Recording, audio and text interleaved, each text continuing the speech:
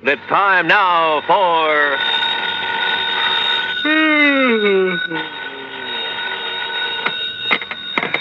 Johnny Dollar. Hi, Johnny. This is Art Price, International Press Service. Oh, holy smoke, Art. What are you doing up at this hour of the morning? I'm on the night desk, and I'm sorry to have to wake you up. So am I. Listen, I just got a call, a real frantic one, from a guy who insisted on having your phone number. Well, did you give it to him?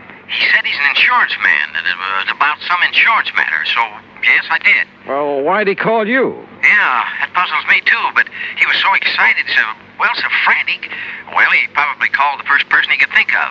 And he said it was a big emergency. Oh, did he give you any details? No. And, Johnny, it's aroused my curiosity. Let me know what it's all about, will you? Yeah, sure, sir. Promise? Okay, Art, promise.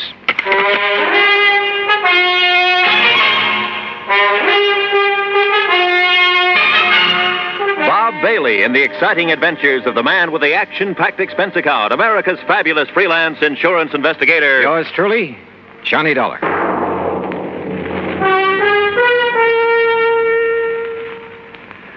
And now, Act One of yours truly, Johnny Dollar.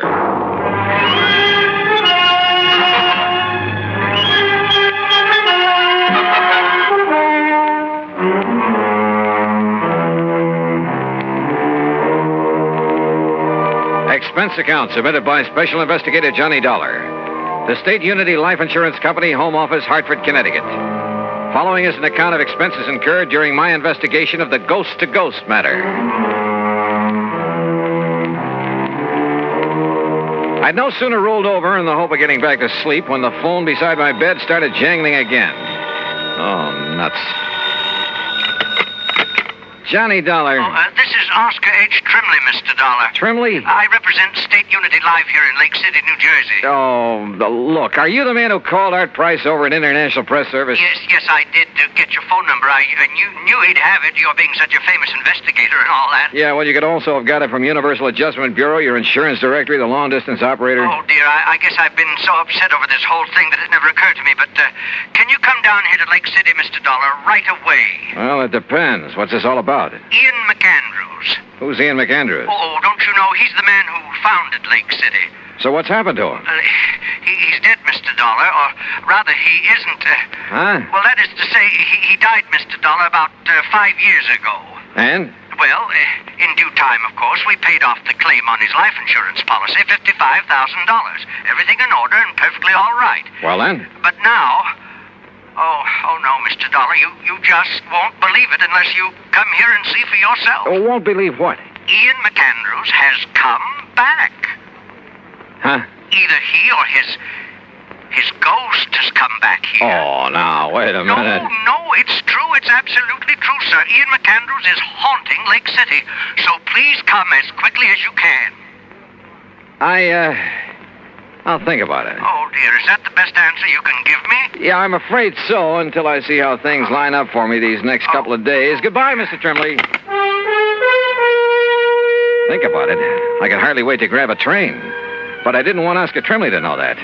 Because I had a strong suspicion that if you can catch a ghost off guard, you'll be one up on him. Expense account item 1, the promised phone call to Art Price at International Press. Are you kidding, Johnny? No, I'm deadly serious, Art. But a ghost in a little New Jersey. Yep, I'll keep in touch. Then I remembered Nancy. Nancy Turner, an old flame, or rather, a young old flame. She'd said something one time about taking up investigation of the supernatural. So, expense account item 2, another dime for another call. You old rascal, Johnny, you haven't called me in ages. Well, you know how it is. Look, Nancy, did you ever go ahead with your study of psychic investigation? Psychic? Oh, no, Johnny. I found I'd have to read a couple of hundred musty old books, so I gave it up. Oh, well, that's too bad. Oh, why? Well, I've got to run over to Jersey to investigate a haunted town. A haunted town? How thrilling. Except that such a thing is impossible. Oh, it is? Sure, but I'd kind of thought that maybe you were still... Well, I guess we better forget it. Forget it, nothing. I'm going with you. Oh, now, wait, No excuses. I'll put on my face and another dress and be waiting by the time you can get here. Yeah, but look, honey, Huh? Johnny. Okay, Nancy, I'll pick you up.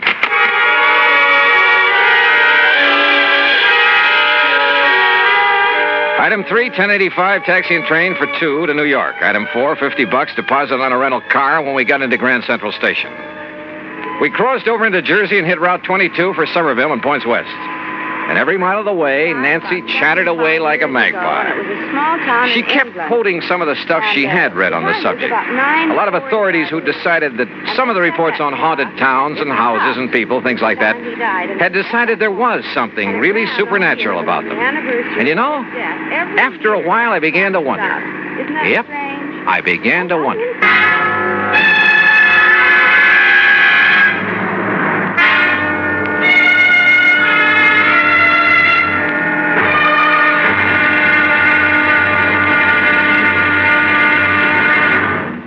Act 2 of yours truly, Johnny Dollar, in a moment.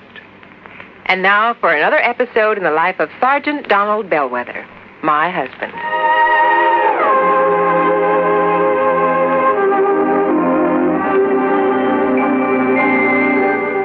Donald! Donald! I'm out here on the back porch, honey. Oh, there you are. Honey, why on earth did you choose a time like this to clean your hunting rifle? We're due at the Jamesons at 7. I'm ready, honey. All I have to do is wash my hands. I'll finish this tomorrow. Be with you in a jiffy. Donald, come back here. Oh, now, what's the matter, Reba? Are you going to leave this hunting rifle right out here in plain sight? Nobody's going to bother it. The kids are asleep and we'll be gone. I don't think our babysitter will bother anything. She's got her homework to do. Those are famous last words if I ever heard them. Donald, don't you realize that accidental death by firearms ranks second only to deaths from fall, fire, and poison? Yeah, but the kids are in bed. Well, sure they are. But what if our 6-year-old Marshall Dillon should wander out to the kitchen for a drink of water? You know, he'd love to play with his gun. Yeah, I suppose so. Well, please put it away under lock and key. Yes, dear, yes, right away. And for heaven's sakes, take those shells, too. You know, many accidents happen when bullets are thrown into a fire or hit with a hammer. Those things are dangerous. You ought to know that. I know, honey. I guess I just wasn't thinking. The unloaded gun and ammunition lying around the house is even more dangerous than itchy-fingered hunters. Statistics prove that. Okay, there. Everything is safe under lock and key. Now, you still angry with me? Oh, Donald, I don't want to sound like a nagging wife, but... My dear, you have every right to reprimand me. Me, a non-commissioned officer. I should know better. But that's the way it goes. We forget. That's why there are accidents in the field, out hunting, and in the home. We all know better. We just forget or get careless with firearms. Well, come on along. Let's get over to the Jamesons. Okay, dear. Now, this won't happen again, believe me. You know, I wouldn't have started to clean that rifle if you hadn't taken so long to get dressed. But you sure did a good job. Oh, you look beautiful. That's my Donald. That's my doll.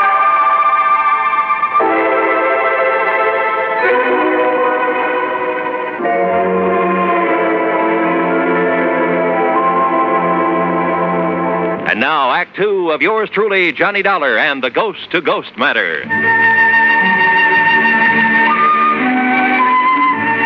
Lake City, nestled in among the soft, rolling North Jersey hills.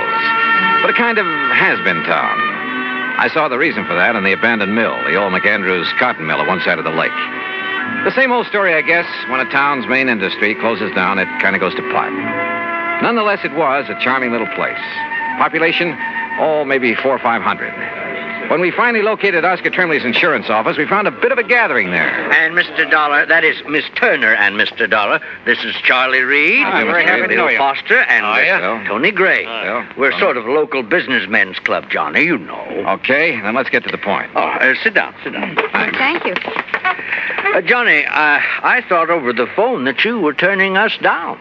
Well, I changed my mind, and when I thought of Nancy and her knowledge of the supernatural... Good. That's what we need. Yes, you're right. Well, I am interested in the subject. We're all a little worried about it. Tony isn't kidding. I think we're a pretty level-headed bunch, but, well, this thing has us scared. That's putting it mildly. If it really is his ghost that's plaguing us... Oh, now, you don't seriously believe in ghosts. I'll tell you this. I never did before, but now, well, wait and you'll see. Gee, Johnny. Well, suppose you tell me what's going on. Well... No, Johnny. You'll have to see for yourself. And here. Yes, Charlie, and here. And that means waiting until midnight. Midnight? Sure, Mr. Dollar. Well, just why, Bill? You'll see. Yes, and meantime, you can look around... Say, aren't you quite a fisherman, Johnny? Oh, I'd rather fish than eat, but now look, if you... Oh, I love to fish, too. Good. The lake's full of nice bass. Charlie, you can fix them up with a boat, can't you? Sure can. Yes, but if I'm going to Tony, investigate... you arrange for a place for Miss Turner to stay overnight. Be glad to. Well, now... And Johnny, you'll stay at my home, all right? Fine, but now at least tell me... No, I want you to see for yourself at midnight. Now, meantime, good fishing. Right. Now, I've got to get back to the shop before Mrs. Bixley starts screaming about her high five. See you later. Yeah, and I'll come back to the office and arrange somewhere for Miss Turner to stay. See you later. See you, Tony. Now, if you folks will come over to the print shop with me, we'll pick up the keys to my boat and some tackle, and you can be on your way. Look, can't you at least give me some idea? Nope, not a thing until midnight. Oh, and we'll all have dinner together at the hotel. Mr. Trimley... Well, you ready, Mr. Turner? Johnny? Well, you fellas are the boss, I guess. Fishing, Nancy? I'd love it. I'll even give you some of the fast strike hooks I use. Okay, then, let's go. There was something slightly screwy about the whole thing. And I don't mean just the talk of a ghost. But when I go fishing, and at company expense, well, who's to complain? So Nancy and I spent the rest of the day on the lake. Matter of fact, she caught the big one. By dinner time, we were starved, and the little hotel served us not only excellent cocktails, but a regular banquet, complete with champagne. You enjoying it, Miss Turner? I love it. Only why don't you call me Nancy? Sure, why not? Charlie, I'll tell your wife. Tony, you stay out of this. Mr. Trimley, about this ghost business. This champagne, you know, comes from the old Leland Stanford vineyard. Oh, yes, and it's fine. Finest I know. But it's time we talk about your ghost. Say, you land any big ones out on the lake? Yeah, Bill. Nancy got a 4-pounder. But now listen, would you... Another thing about this fine California Say, didn't I see you navigating the boat, Nancy? listen, will you please? Fella got one last year, weighed 6.5. Look, fellas. Caught it over near the old cotton. Hey, fellas, look, please, will you tell me a little bit about... All I want to know is...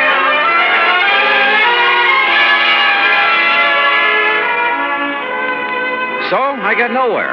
But then, finally, after a lot more food and wine and chatter, we drove off in Tony's car. Now, I'm stopping here in the middle of town, Johnny, because it's the best place to be when things start popping. Like what? Hey, when are you fellas going to stop this runaround and start making sense? You'll see. I'm all excited. Look, Johnny, Yeah, Charlie? you see the old tower clock? Almost midnight. So what about it? Old McAndrews passed away at the stroke of midnight, Johnny. Personally, I think that has something to do with this. You still haven't told me with what? Wait. Listen. There goes the tower clock. Oh, midnight. Count 'em, Johnny. That was 4, 5... And Johnny, see how all the lights are flickering along the streets? That happens every night? And no reason for it. Look, bats. Huh? Millions of bats coming out of that clock tower. Yeah, I see him. But I don't... What under the sun is that? That's the ghost, wailing.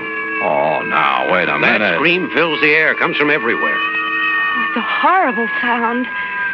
Johnny. Easy, honey. Easy. No, listen. Didn't you hear? That clock struck 13. Yes, Johnny. Why, yes. You asked me, the devil's in old McAndrew's ghost. That's why it comes out of his house every night. Out of his house? Right, Johnny. And wait till you see what's there. Right.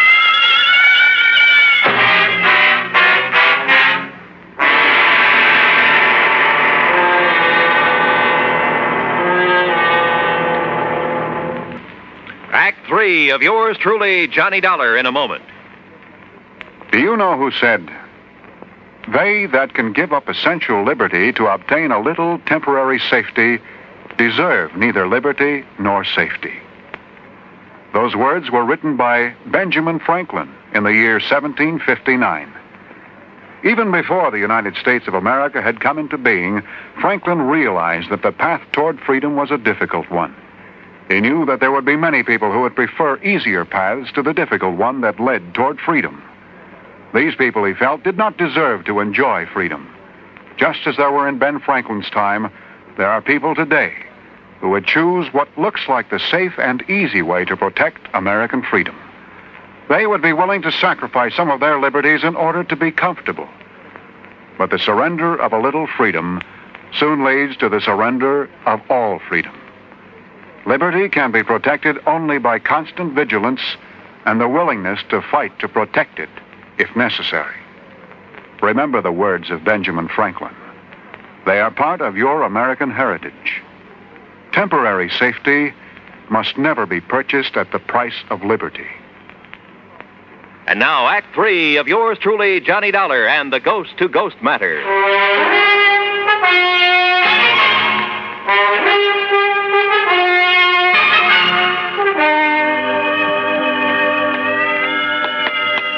Is the front door of this old house always left wide open? Yeah, Johnny. Sure you want to go in? Sure. Come along, Nancy. I'm coming. Oh, there was more light around. Oh! Well, that's nice. Slammed right in our faces. I knew it. Unlocked, though. Let me have that flashlight, Tony. Here. No sign of wires or strings on it. Come on. Okay. Come on, fellas. Now, Johnny. Yeah, Bill? As you can see, there's just one big room downstairs here. Johnny. Easy, Nancy, easy. Don't you see Look, I admit this is all pretty strange, but a ghost. Well, what else? We've been over this house with a fine-tooth comb. Hey, listen. You hear that? Somebody's walking on the ceiling. Listen. Oh. Yeah, that's the kind of stuff you hear. Poltergeist, noisy spirits. You can hear them, but you can't see them. Don't you see, Johnny? It can't be anything normal or natural. Is that the end? No, sir. The old ghost has a regular... See? Hear those shutters banging? There's no wind out there. Why didn't you tell me it'd be like this, Johnny? Let's... Look. Yeah, lights moving around somewhere outside. You can see the reflection in the trees. But they're green. Ghost lights. Oh! Johnny, look.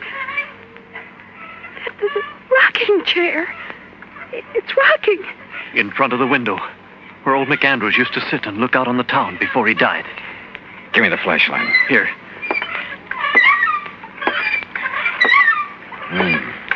No strings or wires on this either.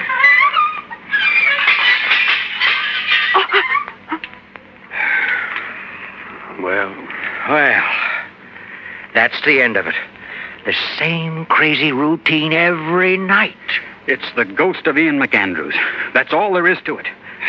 Well, from what you fellas have shown me tonight, it kind of looks that way. It is, Johnny. But tomorrow I want to investigate these things in broad daylight.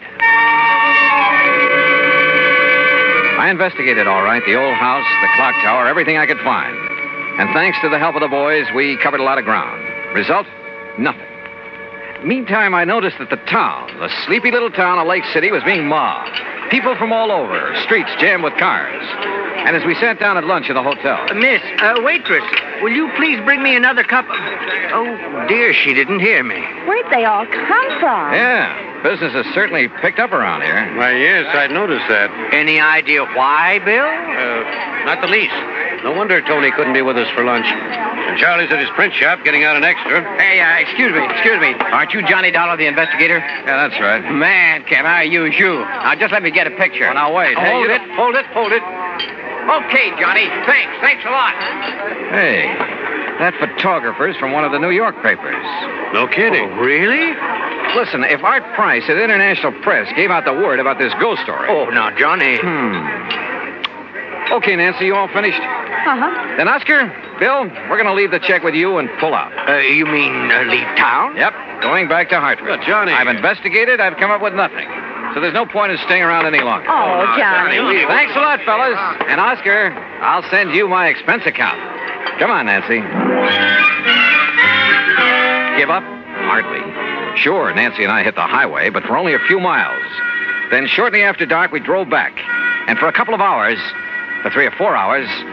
Well, anyhow, shortly before midnight, Nancy and I walked quietly up on the porch of Oscar Trembley's insurance office. You mean you didn't leave a message at my office to be here tonight? I certainly didn't. I found a message from Charlie. Are you kidding? Somebody left a message at my print shop to be here. And I got one at my radio shop. Well, I'll be Good girl, darned. Nancy. Now, I And, want... of course, they couldn't know your handwriting. Wait a minute. There's somebody outside. Huh?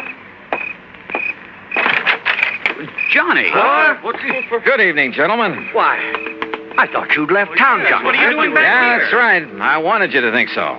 Well, listen. The old tower clock has started to strike midnight. Oh, yeah, that's 5, 6. Boys, I suddenly realized that in all my investigation this morning, I was being handicapped by what I thought was help. What do you mean, Johnny? Yeah, what's that? I had too much help. 2 or 3 of you were with me every second. Oh, we wanted to be sure you wouldn't overlook anything. That's right. You wanted to be sure I would overlook a few things. Huh? Hey, now, wait. That's 11, 12. Well, hey, it only struck 12. Yeah, that's right. Yes. No ghostly wail tonight, is there? Why, no. No, fellas, no. Because the ghost is no more. You, found the ghost, Johnny? I found out that he's one of you, maybe all of you. What are you talking? Alone, without your careful guidance, I finally located that sub-cellar in the old McAndrews house. You did? And that mess of complicated electrical stuff that was making the weird sound effects, the rocking chair, the banging shutters, and so on. Oh. Very clever. Your handiwork, Bill? Sure. But Johnny... Oh, fellas, it was a wonderful publicity stunt, especially after international press was notified. But you did that. Not only for your radio and electronics shop, Bill, for your real estate business, Tony, your print shop and newspaper, Charlie, and your insurance business, Oscar. Well, now, but for the Johnny, whole town. It's going to put Lake City on the map again. Which is to say, the motive wasn't entirely selfish. No, of course it wasn't. Okay, man. And because of that, and that alone, I won't give you away. Provided the ghost of Ian McAndrews never walks the streets of Lake City again. Well, you can be sure of that, Johnny.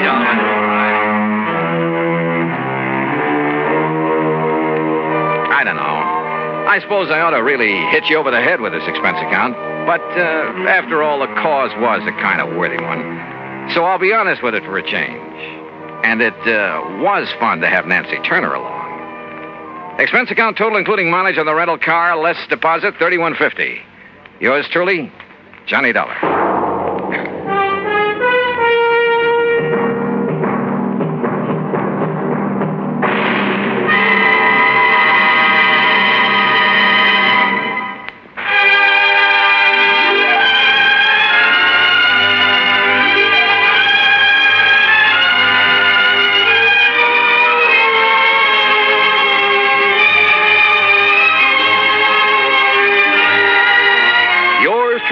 Johnny Dollar, starring Bob Bailey, originates in Hollywood and is produced and directed by Jack Johnstone, who also wrote today's story.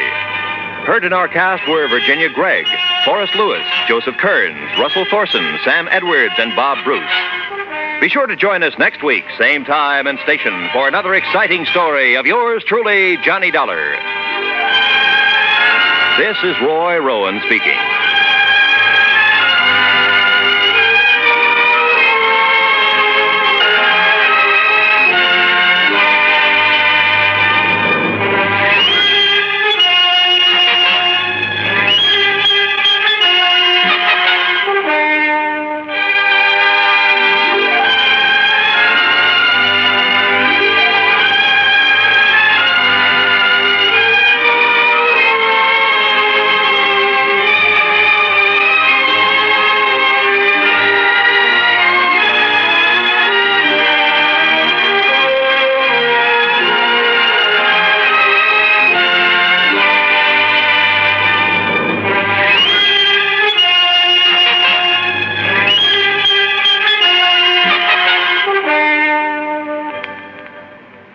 Johnny Dollar has come to you through the worldwide facilities of the United States Armed Forces Radio and Television Service.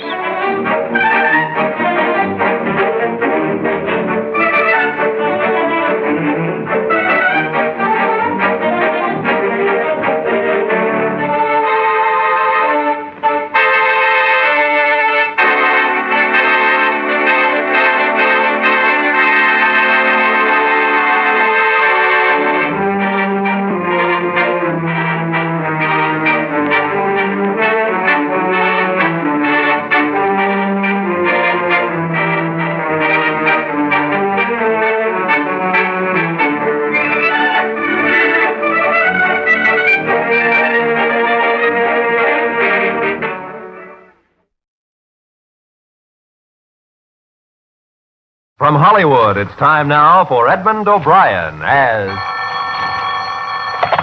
Johnny Dollar. Al Harper at Corinthian, Johnny. I got a case here you won't like, but the commission will be good if we beat it. How big is the policy? $250,000. The but you'll have to fly to Hong Kong. Well, you still haven't scared me, Al. Is there something you're leaving out? Yeah, the policyholder. Trans-Pacific Import-Export Company. We've had trouble with them before, remember? Yeah. I sent flowers to the widow. You want to take a crack at it? No. But I will.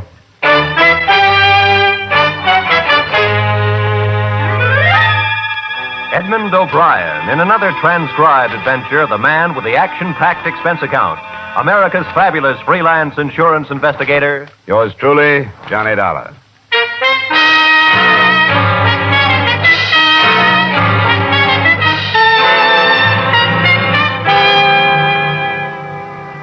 Expense account, submitted by Special Investigator Johnny Dollar to Home Office, Corinthian Liability and Risk, Hartford, Connecticut. The following is an accounting of my expenditures during investigation of the Trans-Pacific Import-Export Company, South China Branch. Expense account item 1, $1,200, fare and incidental expenses between Hartford and Hong Kong.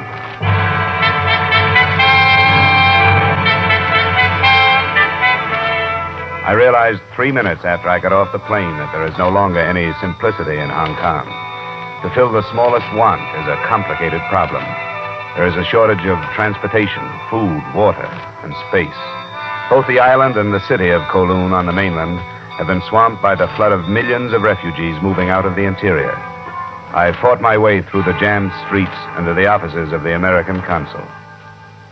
Oh, yes, it's true. Life is very difficult here. Where are they all going? Many of them don't know. Where is there for them to go? Well, what do they do? How do they stay alive?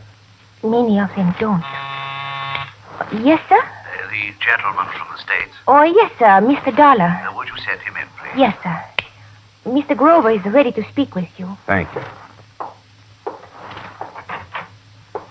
Hartford, Connecticut, eh?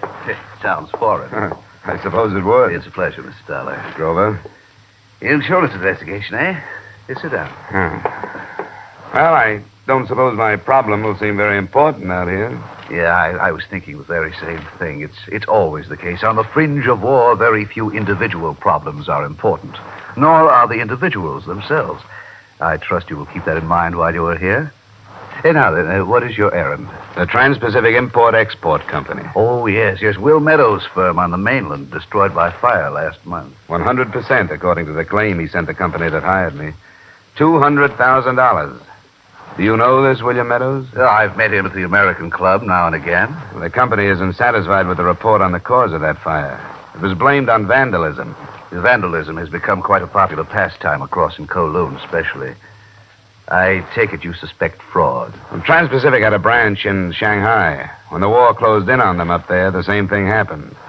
They came out far better by collecting on the insurance than they would have by standing the expense of liquidating. I suppose coincidence won't quite do, will it?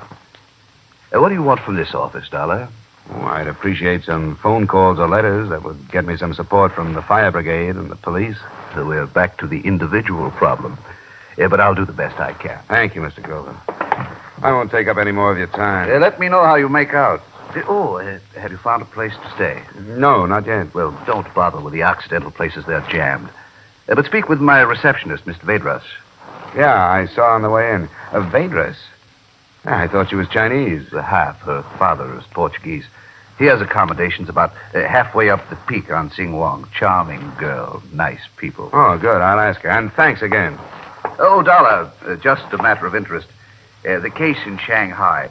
You say the insurance company was forced to meet the claim there? That's right. The investigator they sent over was killed before he could build a case. Oh? They blamed his death on war conditions, too. Said he was robbed and knifed by starving refugees. Nobody had time to dig up the truth.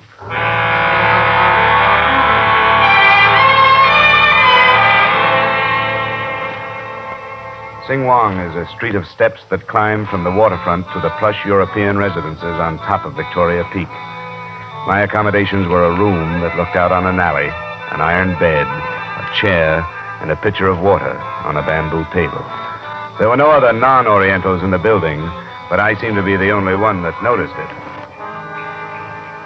I was suffering from a sort of claustrophobia and loneliness that night. And at first, I was glad to learn it was she who knocked at my door.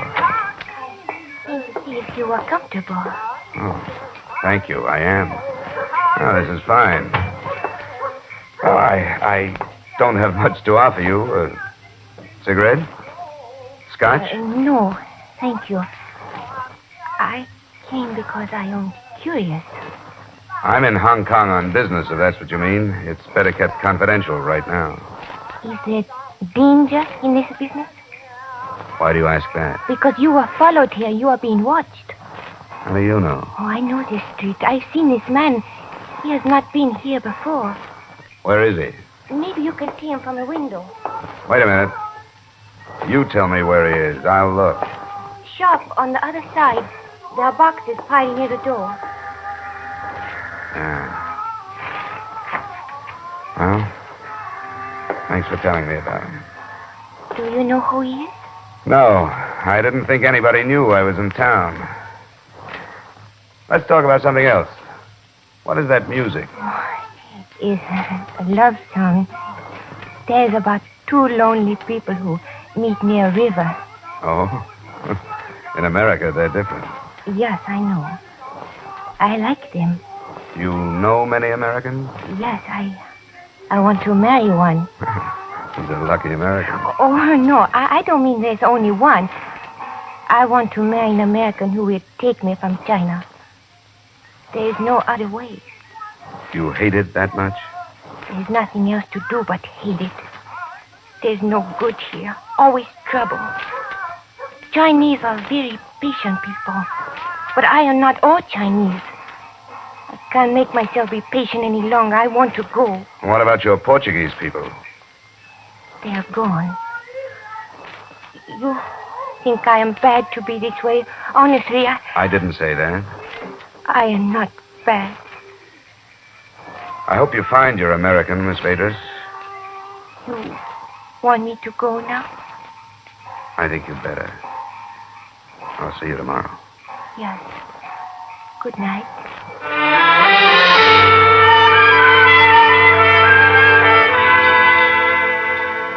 Three things interfered with sleep that night. The watcher who was still at a station across the street when I turned out my light, the pleading in the eyes of the girl, and the smells and sounds that drifted into me from the restless, crowded city. It was 4 a.m. before I dropped off, and at 10 I was walking up the gravel drive that led to the residence of Mr. William Meadow. The watcher had changed, but I was still being followed.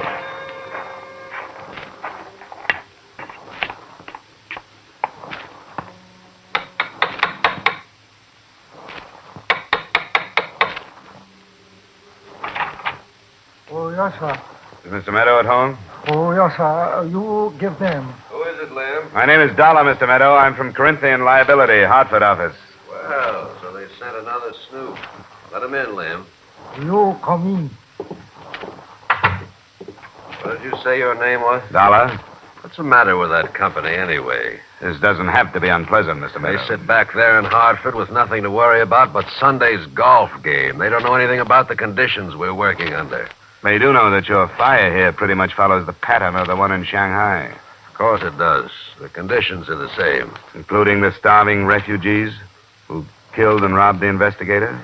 Careless people are dying here every day. Now say what you have to say to me and get out of here. Well, it's very little. I came here to get my reaction to you. I have. You jumped to the conclusion you were under suspicion before I got through the door. You're on the defensive, so you must have a reason to be. And more important, you're having me followed, so you must be afraid of me. Have your dreams, Dollar, but have them someplace else. Now get out of here. Go snoop through the ashes. They're cold.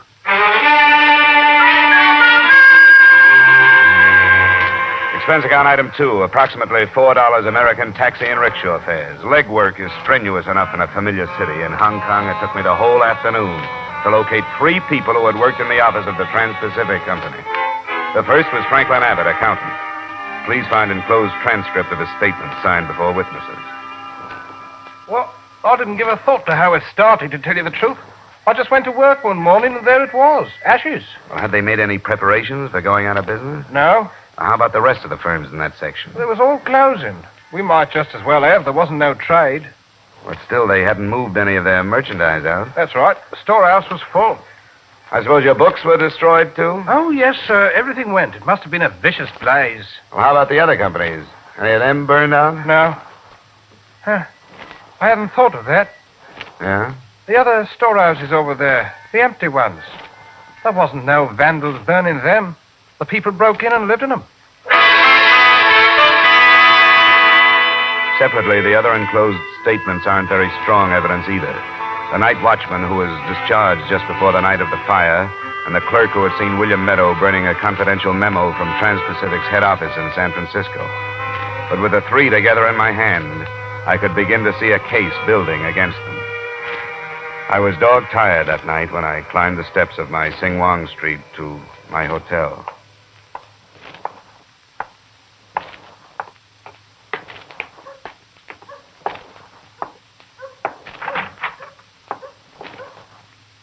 What are you doing in here? Nothing wrong. I came to wait for you. Why? Because I am curious.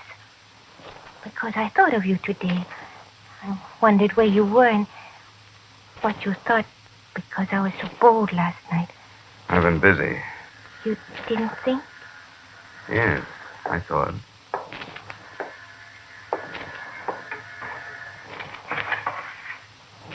Is he still watching?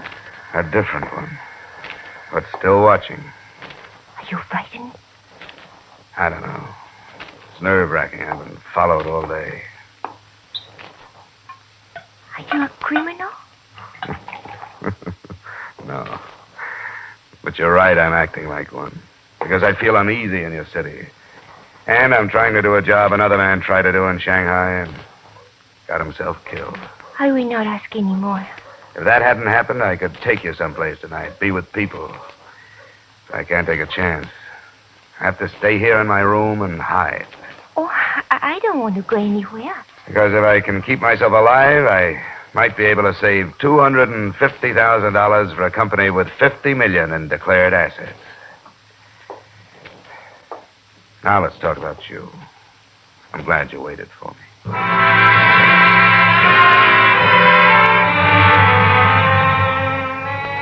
I think the toughest part of the case was the memory of the murder of that other insurance investigator in Shanghai. It made every group of Hong Kong Chinese potential assassins and every doorway a potential ambush. Gathering the actual evidence was almost easy. The next afternoon, with a supervisor from one of the fire brigades, I went to the scene of the fire on the outskirts of Kowloon. Actually, Mr. Dollar, under the present circumstances here in China, arson can hardly be classed as crime. In the face of war, destruction of materiel is a common defensive maneuver. I see what you mean. Unless, of course, criminal intent can be proved. And even then, with an American firm, it's rather awkward. The prosecution will be up to you people. What I want is evidence that'll stand up in court against their claim in the company. How do you think the fire started? Inside the structure, without a doubt. And by means of apparatus one would hardly find in the possession of common bandits. What? Timing devices. You have proof of this? We recovered fragments, yes. Well, could I get photographs of these things and sworn statements from you? Yes, certainly. It's a pleasure to be of service to you.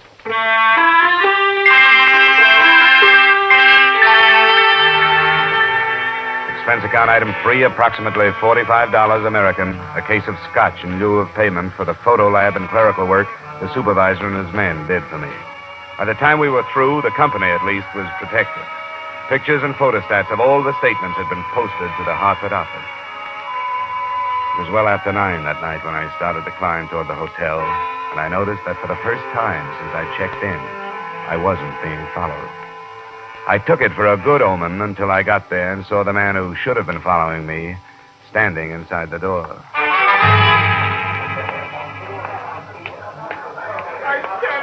Stay away from American men. I know good for her, but she don't listen. She go to him last night. She wait for him tonight. Quiet down, quiet down. There he is. Hey, that quiet down, I said. What's this?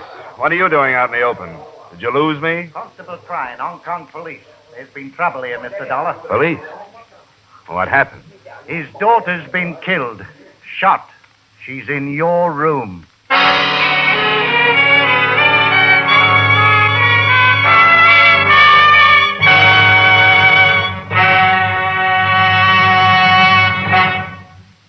One of your longtime mystery favorites, Philip Marlowe, is now heard on CBS on Friday nights.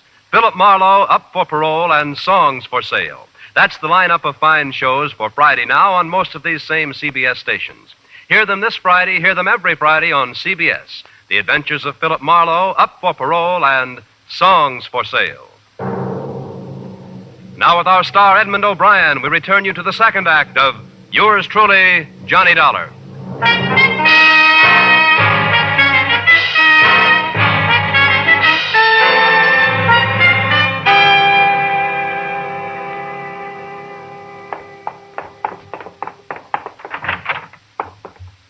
Shots were fired through the window.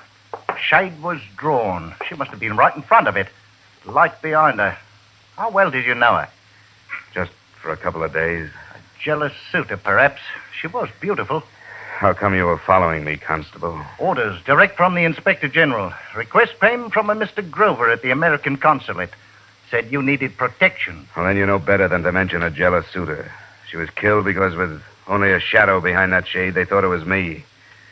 Where were you when it happened? I was waiting for you outside brigade headquarters when I heard about it. When did it happen? No more than 15 minutes ago. 15 minutes? Why couldn't we have been here? Just 15 minutes.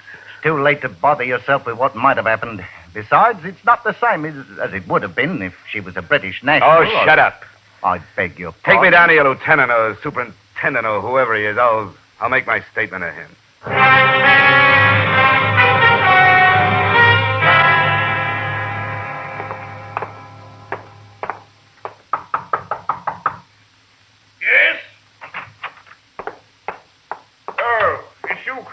Good evening, sir. This is the American chap, Mr. Dollar. Oh, yes. Superintendent Clyde. Pleasure to meet you, sir. Thank you. I want to make a statement on the Vadrus shooting. Vadrus? I don't think it's got to you yet, sir. What with all of them these days?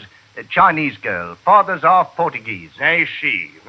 You're in possession of information pertaining to this case, Mr. Dollar? Information? I know who's guilty. I'm not sure who fired the gun, but an American national named William Meadow is guilty. Now, don't stop me. She was killed in my room. She was killed because she was mistaken for me.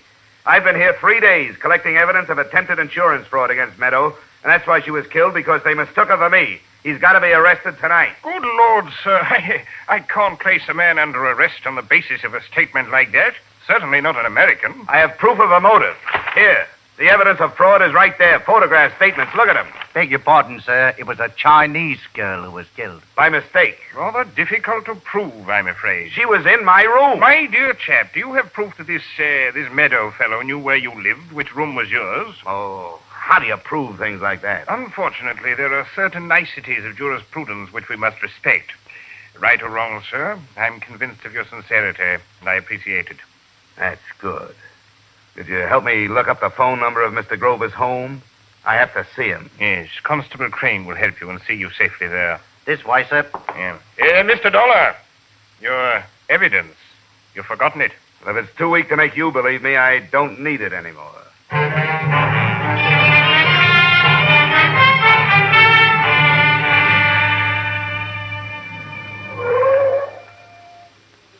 Here we are, sir. Will you be with Mr. Grover long? I don't know. I'll wait in the car and get a breath of air. Beastly hot tonight.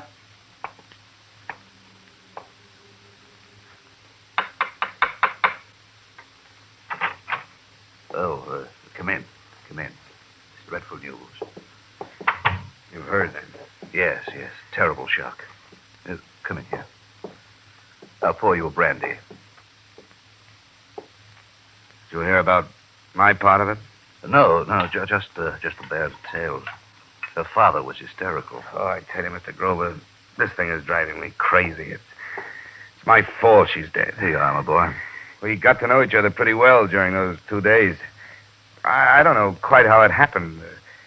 This has been a bad job for the nerves with my mind on what happened to the man in Shanghai. She was there, and I got there yesterday after a bad day. I didn't know who was following me. I guess I needed somebody to be with, so she stayed for a while. Tonight, she was waiting for me in the room. That's why she was killed. They thought it was me. You're sure of this? I'm positive. As sure as if I'd had a camera on the whole thing, but I can't move the police. It's not enough. Well, they have to be cautious. Look, something's got to be done. I can't have it left like this. I can't come into a life for 2 days and be responsible for a death and then see nothing done. I'm afraid it's too late to accomplish anything tonight. In the morning, when our thinking is Look, clearer... stop it, will you? You're not going to tell me to go back to that room. I'm sorry. You see, I at least am muddled. Of course, you can stay here. Oh, I didn't mean that. I'd rather try to think this thing out by myself. How can I get rid of that constable? I'm liable to kill him if I hear any more of his cheery words of sympathy. Where are you going? No place, just walk. I'll let you out by the rear door. When you want to rest, please come back here. All right. I will. And please, be careful. It's not too wise to be on the streets at night anymore.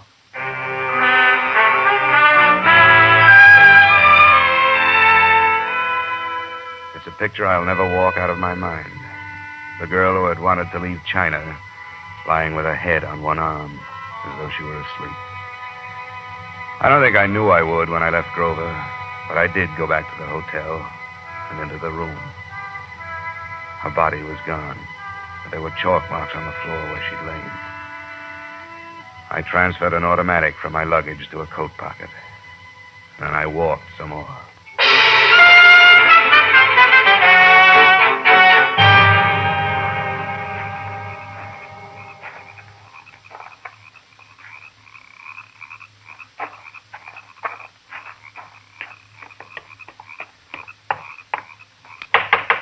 Meadow?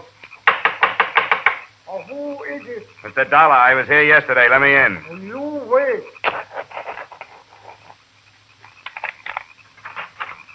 Oh, hello, Mr. Metro. He's not here.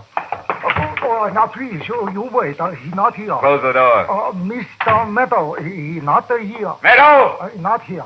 You come back.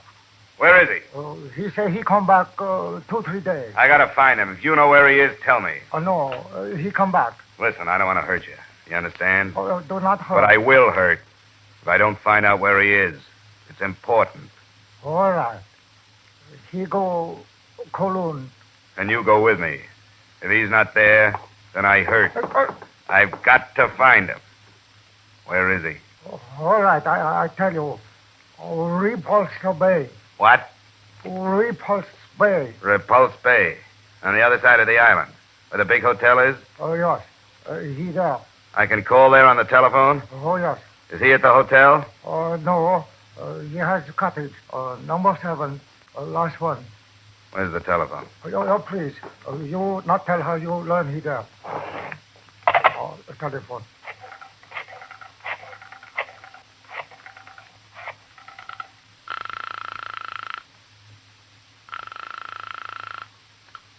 Hong Kong police. I want to talk to the superintendent. Yes, sir. Superintendent Clyde? Will you believe a confession from William Meadow? What? Who's this? Mr. Dollar? He's at Repulse Bay, Cottage 7. I'm going after him. If you want that confession, have some men there. Outside in an hour. And quiet until it's finished. Dollar!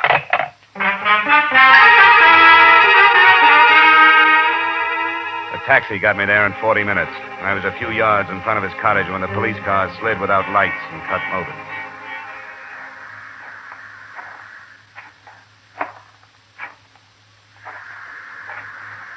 Meadow? Meadow! Who is it? It's Dollar. Who the devil are you? Dollar. Is that hard to believe? That was somebody else in the hotel room. I want you to go back into town with me. Will you come out or shall I come in?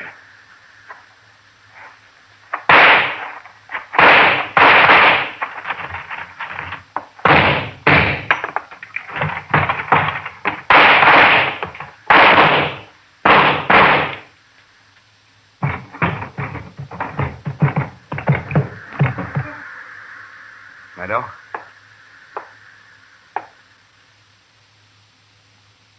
Meadow.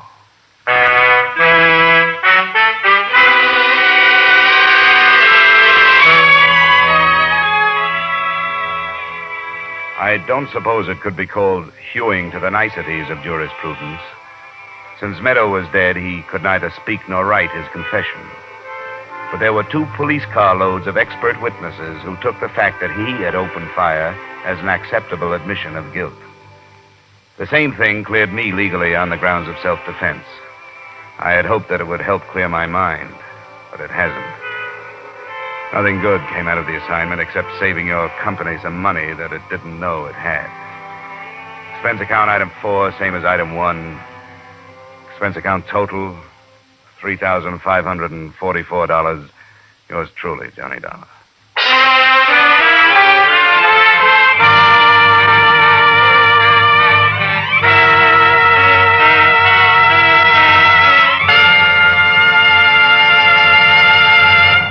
Yours truly, Johnny Dollar, stars Edmund O'Brien in the title role and is written by Gil Dowd and David Ellis, with music composed and conducted by Leith Stevens. Edmund O'Brien may currently be seen starring in the Columbia Pictures production 711 Ocean Drive. Featured in tonight's cast were Tudor Owen, Lillian Baeff, Hy Averback, Robert Griffin, Hal March, and Dan O'Herlihy. Yours truly, Johnny Dollar, is produced and directed by Jaime Del Valle.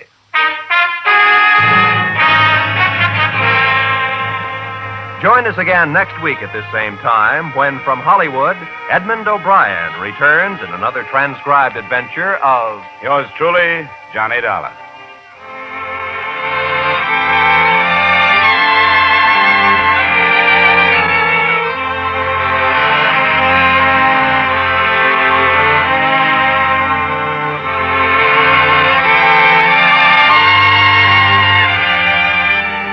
Every Thursday night, CBS brings you a top Hollywood star in a new radio play on the Hollywood Theater. Comedy and melodrama, fantasy and mystery. The dramatic fare on the Hollywood Theater is highly varied and always good entertainment. Stay tuned now for the Hollywood Theater, which follows over most of these same CBS stations.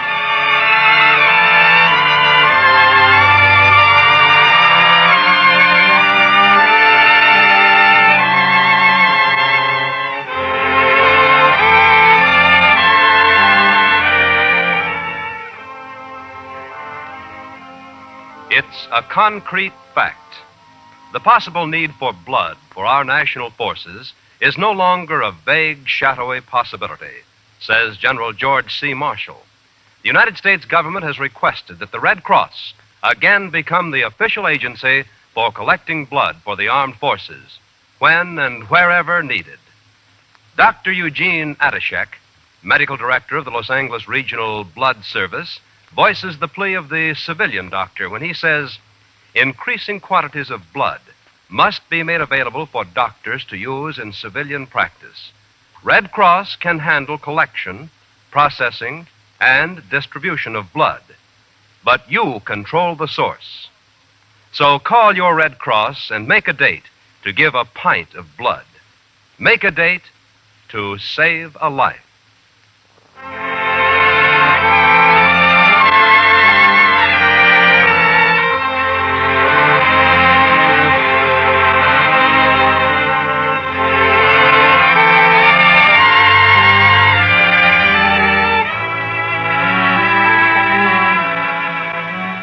This is CBS, where Philip Marlowe takes the case every Friday night.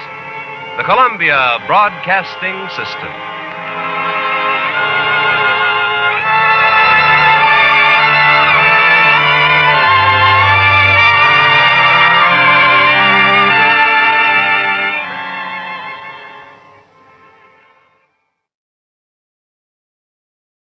From Hollywood, it's time now for Edmund O'Brien as Johnny Dollar. Ralph Wheaton again, Johnny. I'm glad I caught you before you left. It's almost 2 hours before my plane leaves. What's on your mind? Another cable just came in from Manila. The amount taken on the burglary is roughly $75,000. That's dollars and not pesos. Dollars, yeah. They mentioned that a clerk has dropped out of sight. Native? An American. Name's Blake. Daniel Blake. Blake, all right. Now, that's all so far. What's your hotel in Manila? Do you know yet? Yeah, the Hotel Tondo. Tondo, good. I'll get word to you there if I learn anything you can use. Well, good luck on the trip.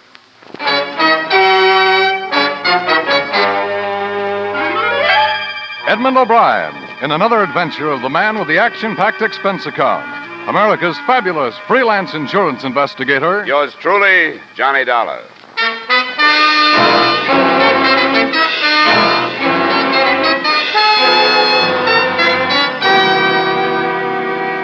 Expense account submitted by Special Investigator Johnny Dollar to Home Office, Columbia All Risk Insurance Company, Hartford, Connecticut.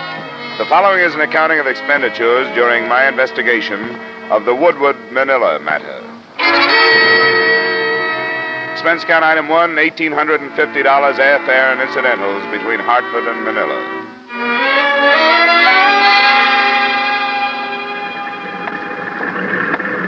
$1 from the incoming PAL flight number 103. Will you go to the ticket office, please? Passenger dollar from incoming PAL flight. My name is Dollar. I was being paged. Oh, yes. These gentlemen are waiting for you. This is Mr. Dollar, sir. Oh, yes. I'm Floyd McDonald, Mr. Dollar, local manager of the Woodward Company. Oh, how are you, sir? And this is Irving Morgan, my assistant. Morgan? Glad to meet you. I've made arrangements to have your luggage sent to your hotel if you'd like to do it that way. Irving and I can drive you right in. Fine. That's darn nice of you. Well, I know how it is. At least I don't want to bother with details after a long flight like that. You'll give me your luggage check, sir? Oh, yeah. Have them right here. Thank you. Well, that's all, I think. The car's right outside. We can give you the details of the burglary on the way in. He told me very little that I didn't already know. The store he managed, one of Manila's largest hardware stores, was part of the American-owned Woodward chain. He had discovered the loss of the $75,000 himself Monday morning when he'd entered his office and found the safe open. Naturally, I feel very badly about it. But everything that can be done is being done. I don't know who the main office is blaming it on, but I think you'll find that Floyd and I were anything but careless. We've got 5 years without a loss behind us to prove that. And it only takes one failure to ruin a success, Irving. This $75,000. Do I understand that it was all American currency? No, it was made up of pesos, too. I stated the amount in dollars and cents when I reported the loss. Were you in the habit of keeping as much money as that in your office safe? Oh, it wasn't my idea, or to my liking. It was because of a company rule. They were worried about conditions on this side of the Pacific and ordered us to stop banking our cash here. Instead of the usual yearly transfer of our money, it has been going to the States once a month. They didn't save much this time. What about this clerk, Dan Blake? Oh, don't get me started on him. No, there's nothing proved yet, Irving. What is it going to take to open your eyes, Floyd? We don't agree on just what to think about Dan, Mr. Dollar. In spite of the circumstances, I find it almost impossible to believe that Dan would do this to me. Could he have done it? Of course he could. He had access to the office, and he could have memorized the combination of the safe. Yes, that's true, but I can't forget that he was a very good friend of mine. He was like a son to me. Was he in any trouble that you know of? Owe any money? I hadn't heard of anything. He's been out of sight 4 days now. What kind of a search has been made for him? Well, I understand that the police have been working very hard. They class him as the chief suspect, too. Yes, but you've got to realize that the Philippines aren't like the States, Dollar. It's not hard to drop out of sight here. It's a big world. I know. I just watched a lot of it pass by. Well, as soon as my luggage arrives and I can get into a fresh suit, I'll contact the police, see what they've got.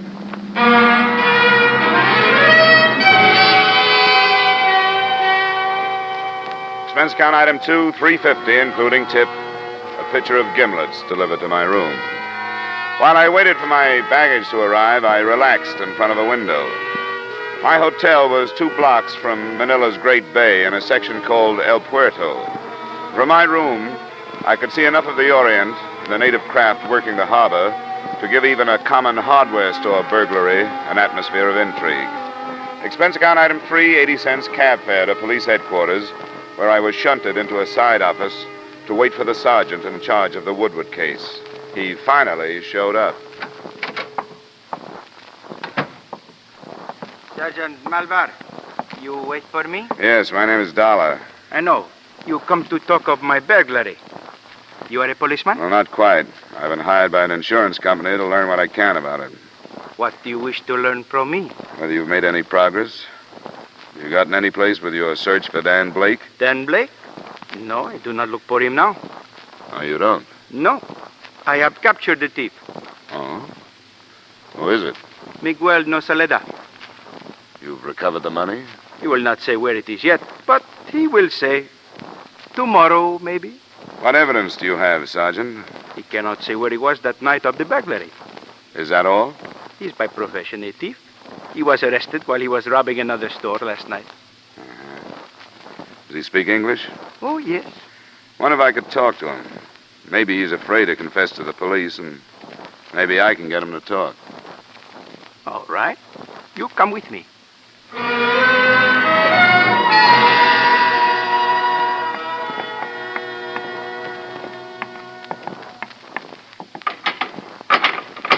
You do not stay long, only 5 minutes. That's good enough. Miguel? Who are you? Why you come here? How old are you, Miguel? 50. Where do you work? No work. Get hurt in bombing, no work. You have any children?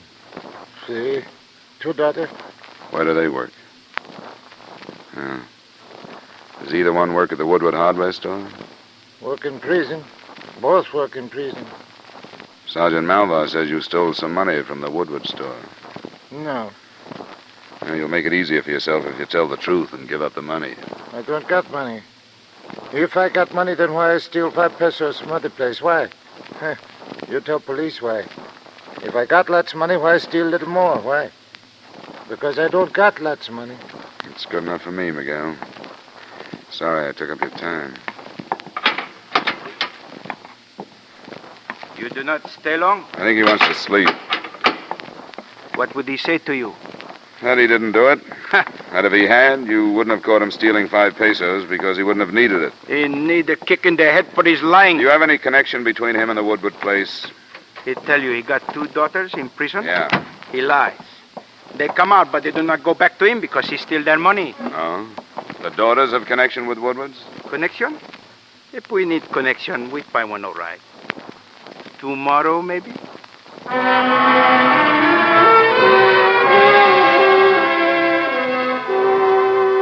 I had an idea Sergeant Malvar's philosophy reasoned that it was a lot easier to grill the wizened little prisoner than it would be to continue the search for Blake. But I left him to his own devices and cabbed to the Woodward store. I was told that neither Floyd McDonald nor Morgan were in, but that a secretary would help me. Oh, how do you do, Mr. Dollar? I knew that you were coming out. My name is Charlotte Page. Floyd McDonald's my uncle. Oh, I didn't know that. He had to go out to Ermita with an order for a house that's being built there. Can I help you in any way? I wanted to look at the office, find out where the safe was. Oh, I can show you. I'll check this door first. Good stout lock. Have to have a key. Is this the only entrance? Well, the one window there, but it's in a blank wall. Mr. Dollar, I know you've been here only a little while, but have you learned anything? Not much, but all of it looks bad for Dan Blake. Can't believe it. I just can't believe that Dan would do a thing like this. How well did you know him? Evidently not well at all if he stole the money. We're the same age, found something in common working here together. I've had dinner with him occasionally, going to the beach. Know if he was in any kind of trouble, debts or anything? No, I thought he was very happy and comfortable here. He seemed to be. Where's this safe now? It's under the rug near the desk. You have to lift the corner of the rug. Did Dan Blake know where it was? Oh, yes. Everybody trusted him. He'd been here for years. Did he know the combination? No, I don't think so. Uncle Floyd handled the cash. Could he have memorized it? Well, I don't know that either. I hadn't given it a thought. I guess we can put the rug back. Oh, I forgot to get Blake's address from the police. You happen to know what it is? Oh, I've forgotten. It's somewhere on Sampaloc. I can find it on the payroll. It should be right here. It'd be too easy to find him there, wouldn't it, Mr. Dollar? Much too easy. But I might pick up a crumb or two. Oh, here it is. 307 Sampaloc Street. 307 Sampaloc. Thanks. Tell Mr. McDonald I was here, would you please? And that I'll be in touch tomorrow.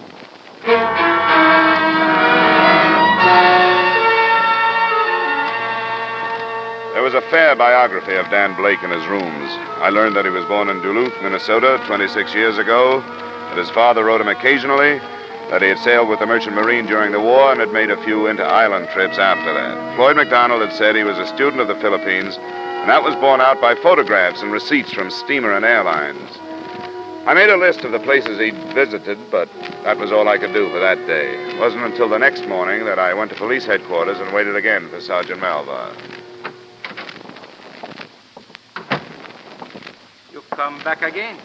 We do very good without your help. Well, pardon me, I don't want to butt in. I just wondered if you knew that Dan Blake spent a lot of time learning these islands. Oh? Did you know that he'd spent some time in San Jose, on Mindoro, on Marinduque, and in Palo on Leyte? I did not know. Well, it might pay you to check those places. There are more, too. From here, clear down to Mindanao. The search is finished. Huh? What do you mean? Dan Blake has been found. He was adrift in a dugout on Tayabas Bay. He was taken aboard a ship, and then he died. What killed him? He was shot many times. What about the money? It has not been found. Not yet. Sure, but maybe tomorrow.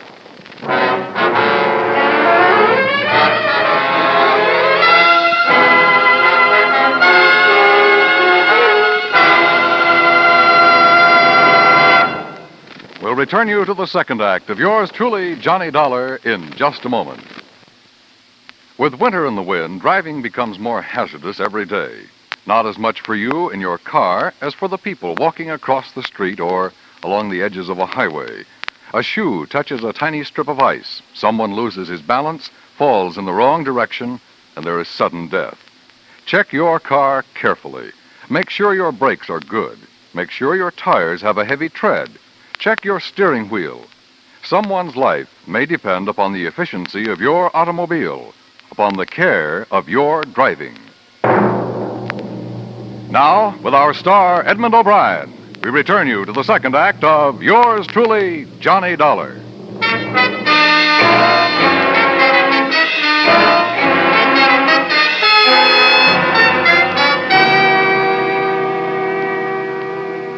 Sergeant Malvar, Manila Police, was again taking his inimitable approach to a subject, believing what he wanted to believe. When I asked him how he knew the body was that of Dan Blake, he told me the ship captain who had picked him up said so. How did he know? The man had mentioned the name before he died. That was all, and it wasn't enough for me. I put in a call for Floyd McDonald, the Woodward Company manager. Mr. McDonald's office? This is Johnny Dollar. Is Mr. McDonald there? Well, no, he stepped out for a moment.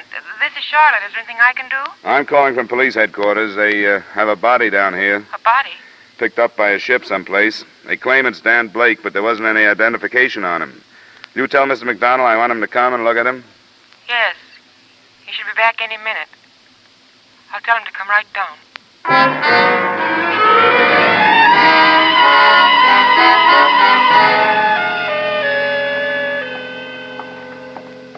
When did this develop, Dollar? And why wasn't I notified? Nobody was notified, Mr. McDonald. Sergeant Malvar was playing it close to his chest. And where is Sergeant Malvar? Didn't tell me where he was going. He left word that we could look at the body, and he left. My name is Dollar, Corporal. See, you go in. Thanks. I know this is unpleasant, but we have to find out. Good Lord. Is this Dan Blake? Yes. Yes, it's Dan. Cover him up, please. Where did they find him? In a dugout canoe. Someplace called Tayabas Bay, I think. Yes. Tayabas Bay, southwest of here. Who found him? A man by the name of Kovar. He's the captain of an inter-island schooner. Could we leave here? Yeah, sure.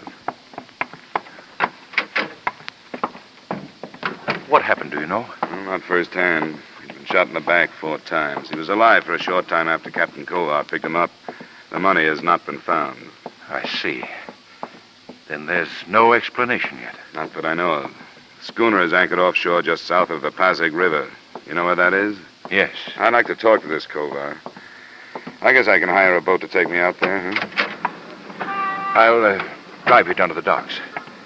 As a matter of fact, I'd like to go with you. Well, it's a good idea if you have the time. Well, I'll take the time. That's my car there.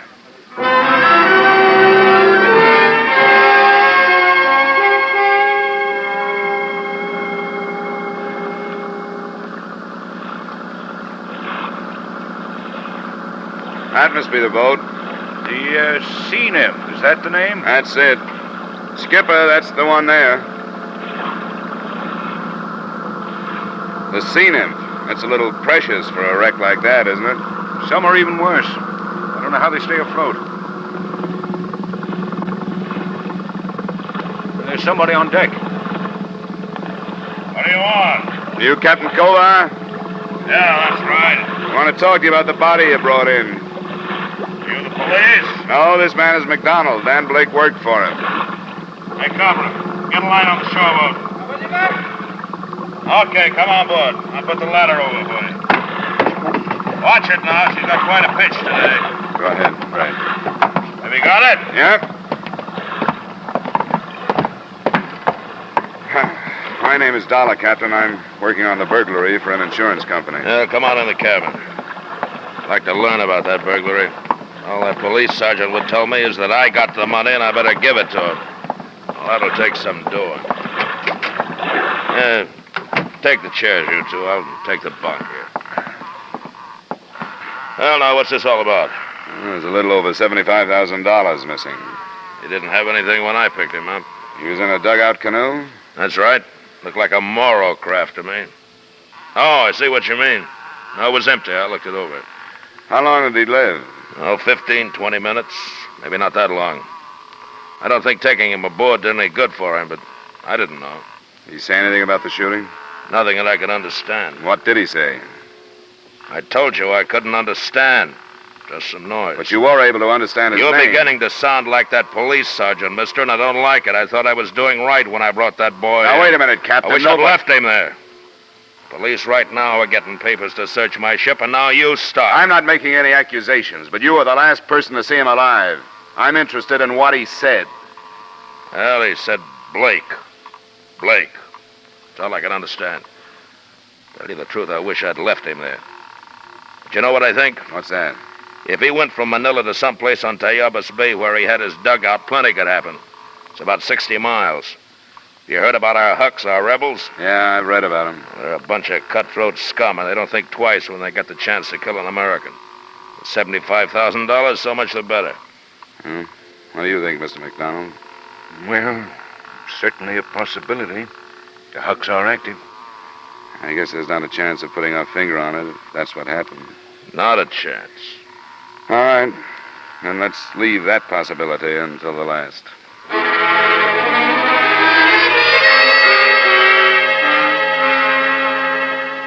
I wasn't sure of Captain Kovar. If he was telling the truth, he was doing so without tact. And if he was lying, he seemed to be doing that with complete confidence. I didn't bother questioning his crew. I knew that Sergeant Malva, if he hadn't already, would take care of them when he returned to search the schooner. I spent the rest of the morning and part of the afternoon in routine legwork on the case, and at 4 o'clock, I got the sergeant's report. There was nothing. From one end of the ship to the other end, my men look. I know it is there, but it was not found. Did you talk to the crew? Yes, I talk myself to them. They do not hear Dan Blake say anything. The captain is the only one who hear him. What have you done with him? What is there I can do? Nothing. I leave his ship, and that is all. Huh? What now? What now? There is nothing now. So the Hawks killed him. Then that is all. I learned a few things about Floyd McDonald this afternoon. So? He's up to his neck in debt. Did you know that? So? I don't know about the Philippines, but in the States, it's an old pitch to have a patsy found full of bullets, but without the missing money. I do not know what you say. And maybe it looks like Dan Blake is the thief when somebody else is. I haven't been able to find a reason for the kid to have done this. Now I find that McDonald needed money. I did not know that. It would not be wise for me to question him. In Manila, Mr. McDonald is not the man to suspect. He is known as a man with honor. Yeah, so I gathered. That's probably why he could get so far into debt.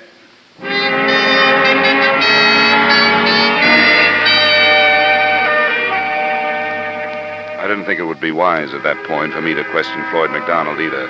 I waited until his store closed that evening and until his assistant, Irving Morgan, had gotten to his home.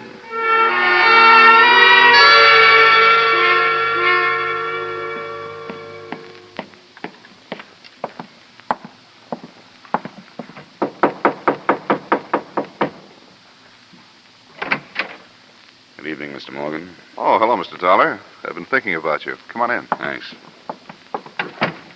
Well, how's it going? It's hard to tell. From what I hear, the money's gone. For good. Did McDonald tell you that? Yeah, isn't that right? Maybe. I don't make it a habit to go around switching the values of national problems, but it's occurred to me that these Hucks could be pretty handy people to have around. I don't get you. Well, when a killing outside the city can't be explained any other way, it's marked off to the Hucks.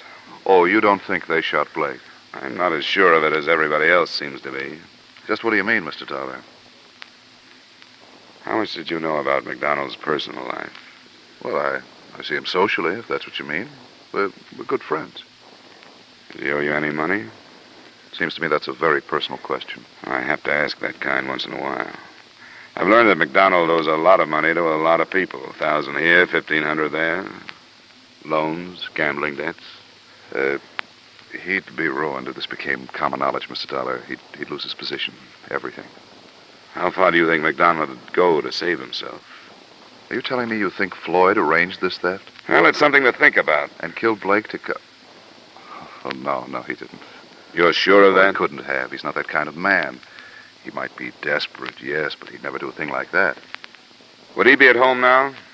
I don't think so. It's only 7. He usually has dinner at the club. What club? The Merchants Club. Mr. Dollar, don't question him down there. Wait until he gets home. All right.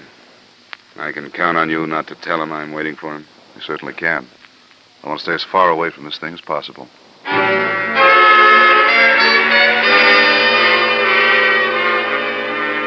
An hour and a half later, a cab dropped me in front of Floyd McDonald's home. The residence, at least, was a picture of propriety. Set in a fashionable suburb, it was within earshot of a bellboy somewhere in the bay. I followed a sidewalk across a neatly hedged lawn, and halfway to the house, I stopped to watch a man come out of the front door.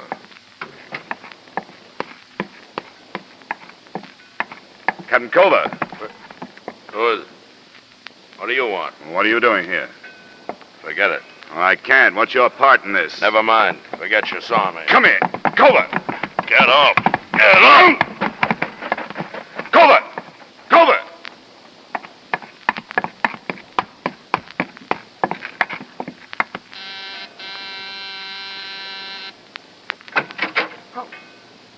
Now you. I didn't expect this. You live here? Yes. I came to talk to your uncle. Is he here? No. And Captain Culver was with you. Yes, Captain Culver was with me. You're hurt. What did he do to you? He hit me. Why? Because he's insane. He thought he had to hit me. He wanted the money. Gave it to him. You gave him the money? Yes, all of it. Every penny of it. I didn't want it anymore. That's not what I mean. You were holding the money for Dan Blake. For us. We were in it together. Culver learned it from Dan before he died. Yes. Dan kept calling for me while he was dying. So this Culver thought he could blackmail me. He thought I gave him the money to keep him quiet. Dan and I were trying to get away from this place. Have a life of our own. We tried. Now I don't care what happens to me. Where's the telephone? Through that door, but you don't have to call. I'll go to the police by myself. I just wanted to wait till Uncle Floyd got home. I'm not worried about your personal problems, Charlotte. That's not my job. Culver and that $75,000 is all I want.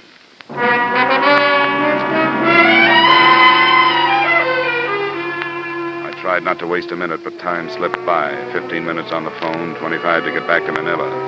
When Sergeant Malva finally arrived at the harbor police dock, a boat was ready for us.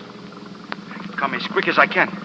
His ship is not at anchor? I checked it. He moved out about 20 minutes ago. We go then. Kami ay handa na.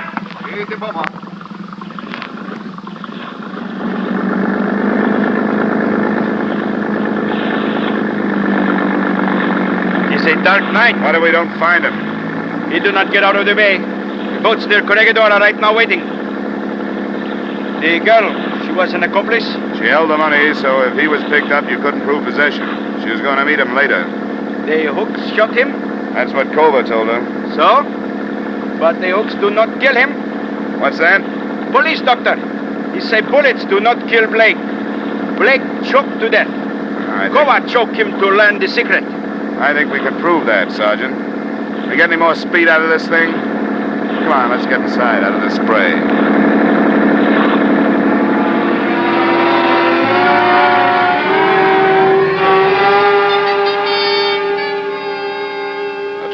start isn't much when a schooner with auxiliary power is matched against a police boat. With our speed and the beams from 4 searchlights fanning out around us, we covered every possible course that Cova could have set. It took us less than 30 minutes. Get on! Already. We go outside. Yep, there she is. Now I show this man we are strong. But in more! We fire in front of him. That's slowing him down. He cursed me, that man, when I searched his ship. Now Sergeant Malvari cursed back. But in more!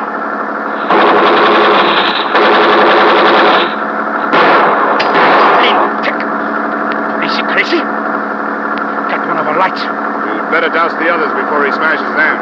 Patayimo! Aguila! It's crazy. That depends on whether the darkness works for him or not. All I can see is his weight now. Do not get away. Tayo pumanik sa barko nila! We move in right now. Go on board. That engine started. He's shouting something. Captain Kowa! There is no use to fight. We come aboard. Barbara, get that engine started. Get it started. The crew's turning on him. You won't, won't you? All right, you won't.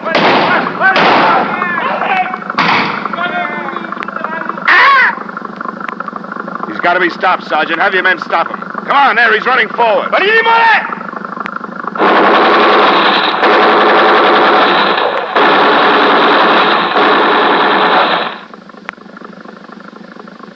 You are my witness. The officials do not like the killing of accidentals. I'm your witness. Now, if you'll put me aboard, I'd like to find that stolen money.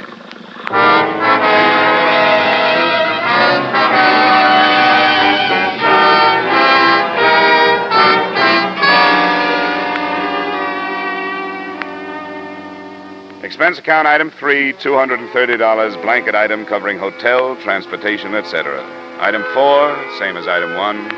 Expense account total, $3,940. Remarks? After the arrest of Charlotte Page, the stolen funds were counted in front of witnesses, and the amount was not as large as was claimed by McDonald. I don't know what you can do about it. Everybody seems to be out after something these days. Yours truly, Johnny Dollar.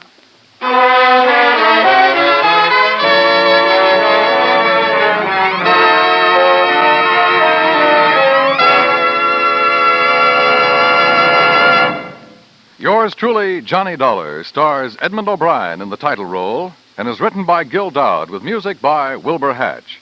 Edmund O'Brien's latest picture is the Paramount Pictures production, Warpath. Featured in tonight's cast were Bill Conrad, Lillian Baeff, Robert Griffin, Bill Johnstone, Hy Averback, and Jack Crucian. Yours truly, Johnny Dollar, is produced and directed by Jaime Del Valle.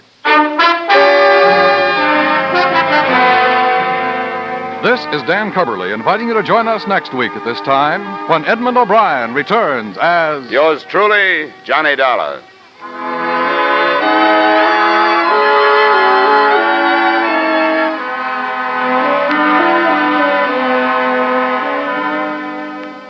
You can sing it again on CBS tonight for a whole hour of fun-packed, music-packed entertainment. And maybe Dan Seymour will be calling you to solve one of the tuneful little riddle songs that lead to a chance at radio's largest cash jackpot, $5,000, plus $10,000 more in wonderful prizes. Alan Dale, Judy Lynn, Bob Howard, the Riddlers, and Ray Bloch's orchestra are on hand to sing and play the riddle tunes leading up to Dan Seymour's coast-to-coast calls. Be listening again later tonight when Sing It Again comes along on most of these same CBS stations. Now stay tuned for Von Monroe's Caravan, which follows immediately on most of these same CBS stations.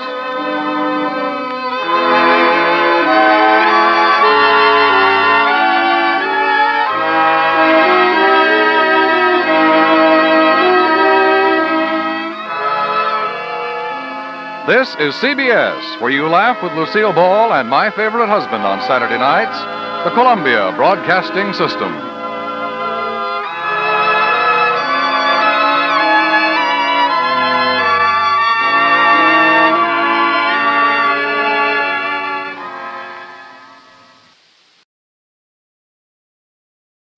It's time now for Edmund O'Brien as... Johnny Dollar. Lou Krager, Mr. Dollar. Yeah, Lou, what's up? They found the boat a few miles off the Atlantic side of St. Croix. Oh? She was empty. Neither one of them aboard? No. From what I understand, it looks like there was trouble, all right. How's that? Blood stains. I guess signs of a struggle. The engine had run until it was out of gas. They're sure it's the boat, huh? Yeah, they must be. Oh, they're sure. It's registered to Willard South. Yeah, all right. Where can I see it? Well, they won't have it in for another 30 minutes. The police dock is next to Royal Mail. You can't miss it. I'll meet you there if you want. Good, Lou. I'll see you in about 20 minutes.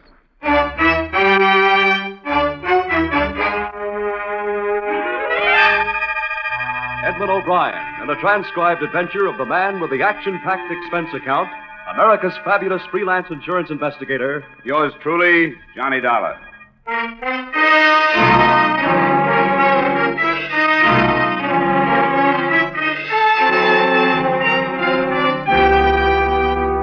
Expense account submitted by Special Investigator Johnny Dollar to Great Eastern Insurance Company, Hartford, Connecticut. The following is an accounting of expenditures during my investigation of the Willard South matter. Expense account item 1, $143.80, airfare and incidentals between Hartford and the city of Charlotte Amalie, island of St. Thomas, Virgin Island Group. I arrived there 2 days after the disappearance of your policyholders, Willard South and his wife, Georgina, and 1 day after the report had been made by his foster mother. She was too upset to be questioned, but I did find a local guide and boat owner who claimed to know the boating habits of Willard South through a number of fishing trips. I made arrangements with him to start my own search the next morning, but it was this guide, Lou Krager, who phoned that second evening to tell me that South's cruiser had been found empty.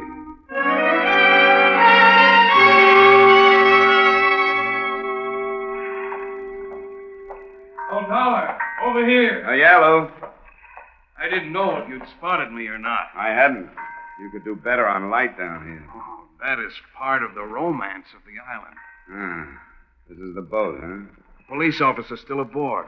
A native by the name of Shaw. I told him you were coming. We can go aboard now. In the cabin. Officer Shaw? Yes? Mr. Dollar is here. Oh, come inside then. Thanks for letting me aboard, officer. Glad to meet you, Mr. Dollar. I was sent to your University of Iowa to learn to be a policeman. It's a good school. I learned what they taught me, but I've had no chance to learn if what they taught me is right. It is our boast that there is no crime in the Virgin Islands. That has been right. But now this... Well, it happens in the best of circles sooner or later. What do you make of it? Oh, let me show you with my light. Near the wheel, see? The bullet still in the wood? Yes. I will take out the piece of the panel with a saw and take the bullet from that. This blood stain under the wheel. Are there more like it? This is the large one. As if somebody fell there. As if somebody fell there. There are more here and more in the passageway, then on the deck. There on the rail, as if somebody climbed over the side or was pushed over. Yeah. There's one other thing back here. This piece of line. Look. It's been cut. Mr. Krager says a small boat was usually tied to the stern. You sure of that, Lou? Oh, yeah, I'm sure. Willard always trailed a dinghy. You know, like a skiff, unless he was trolling. Then he hoisted it aboard. But where is it now? You're searching for it, aren't you? Yes. So is the Coast Guard boat. I wish you luck. A little skiff will be a lot harder to find than a cruiser like this. Well, I'll be anxious to learn of any developments, Officer Shoy. I'm staying at the Grand.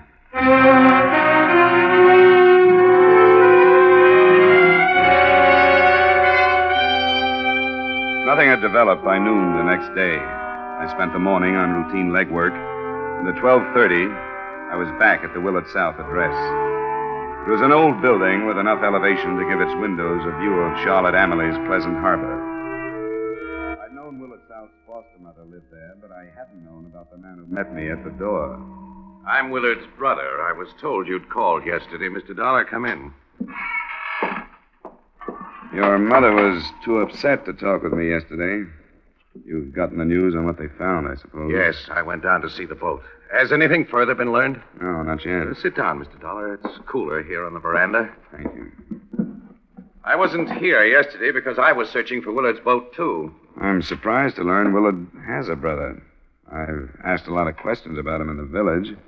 Nobody mentioned you. Well, I'm only here a few days a year. My home is in Tampa. I arrived the first of the week, Tuesday. I'm glad I met you before I had to see your mother. It's a lot easier to be blunt with a brother. Blunt, Mr. Dollar? About Willard's reputation on the island. I can't seem to find anybody who doesn't hate him. I'm afraid you won't either. Do you know anyone who hated him enough to shoot him? Well, I hardly know how to answer that. I know a number of men have been hurt seriously by him. The ones that have lost wives? Yes.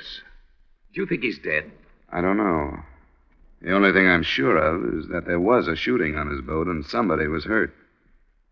I'm told your brother and his wife were seen leaving on it at dusk, night before last. Is that right? Yes. They'd packed an evening meal. Meal had never been eaten. Were little trips like this a regular habit of theirs? No, they weren't at all. It was a special occasion. Georgina has never stopped hoping she could reform Willard and win him back. This trip was one more of her efforts. Did they say where they were going? No, but I thought it would be Calibra. That's an island about 20 miles from here in a westerly direction. Mother said they started that way, but the boat was found almost 40 miles in the other direction. It's a matter of 60 miles. Yes, 60 miles. Mr. Dollar, what could have happened in those 60 miles? I don't know yet, but I hope to find out. You knew about the skiff being cut loose. Yes, they told me, but... Paul, dear. Yes, Mother. Who's with you? Is there any news? Nothing yet. Mother, this is Mr. Dollar from the insurance company. How do you do, Mr. Dollar? Mrs. South, I'm sorry I have to meet you at a time like this. A great many crises in the past 10 years have revolved around my son Willard. I've conditioned myself to expect them. Even his death by violence, if that should be. Mother, please. But if harm has come to Georgina... There's no evidence of that, Mrs. South. Well, if it does, I shall hold myself responsible. Mother. Because I allowed her to become the wife of the beast I have called my son.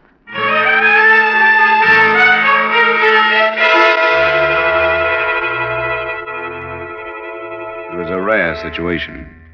There was no actual evidence that Willard South had been murdered, but almost everyone I talked to seemed to think he had been, simply because there were so many motives.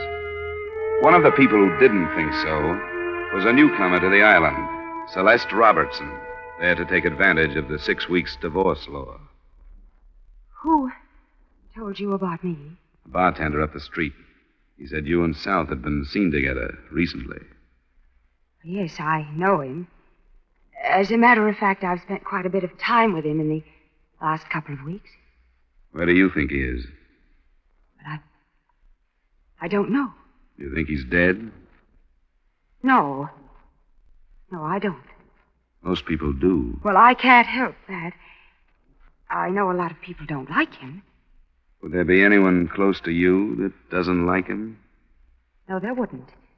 I'm here alone. When did you see him last? The afternoon before he and his wife disappeared in their boat. You answered that almost as if you knew you'd be asked the question. Well, I didn't. I just remembered it was only a couple of days ago. But you wouldn't remember his mentioning anybody who might be out after his scalp, huh? I understand he enjoys that sort of thing. He never mentioned anybody. What are you holding back, Mrs. Robertson? Nothing. I don't have anything to hold back. Did he ever say anything to you about getting rid of his wife? I don't know what you mean. Look, all we have to work with is a bullet hole in the boat and some bloodstains that could have come from her or from him. He never said anything. And what are you afraid of? I'm not. Look, Mr. Dollar, please, I don't want to get my name mixed up in this if I can help it. I'm here sort of on good behavior. I know I was wrong to see him because he was married, but... But what? Just because I did see him, I don't think I have to get mixed up in things like shooting. Something I don't know about at all. I guess you can't be blamed for that. You don't have to get mixed up in it. Unless you already are.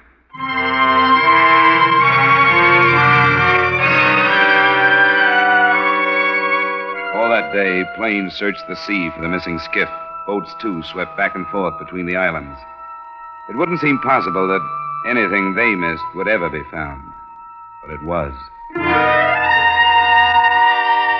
That evening, after the planes had given up in order to get back to their fields before dark, a radio report was received from one of the boats.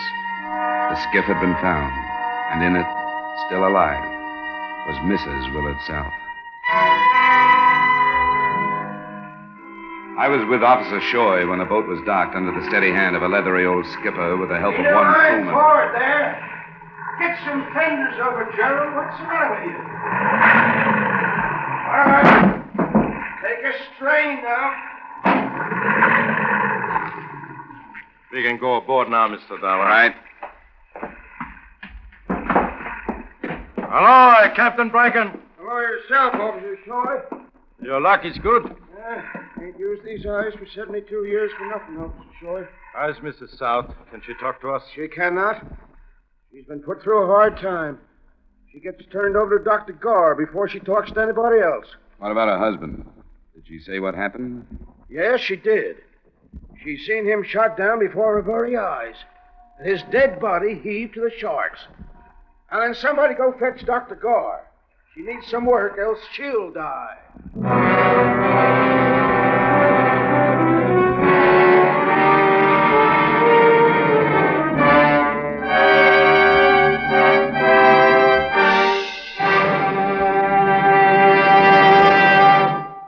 We'll return you to the second act of Yours Truly, Johnny Dollar, in just a moment. Have you heard the new Sing It Again? The new comedy of Jan Murray, your host, on that coast-to-coast phone? The new cash prizes for cracking the mystery of Sing It Again's phantom voice? The new speed and color of the tuneful little riddle songs that make Sing It Again a Saturday night must for radio listening? You'll like the new Sing It Again. Be listening for it tonight on most of these same CBS stations. Now with our star, Edmund O'Brien, we return you to the second act of Yours Truly, Johnny Dollar.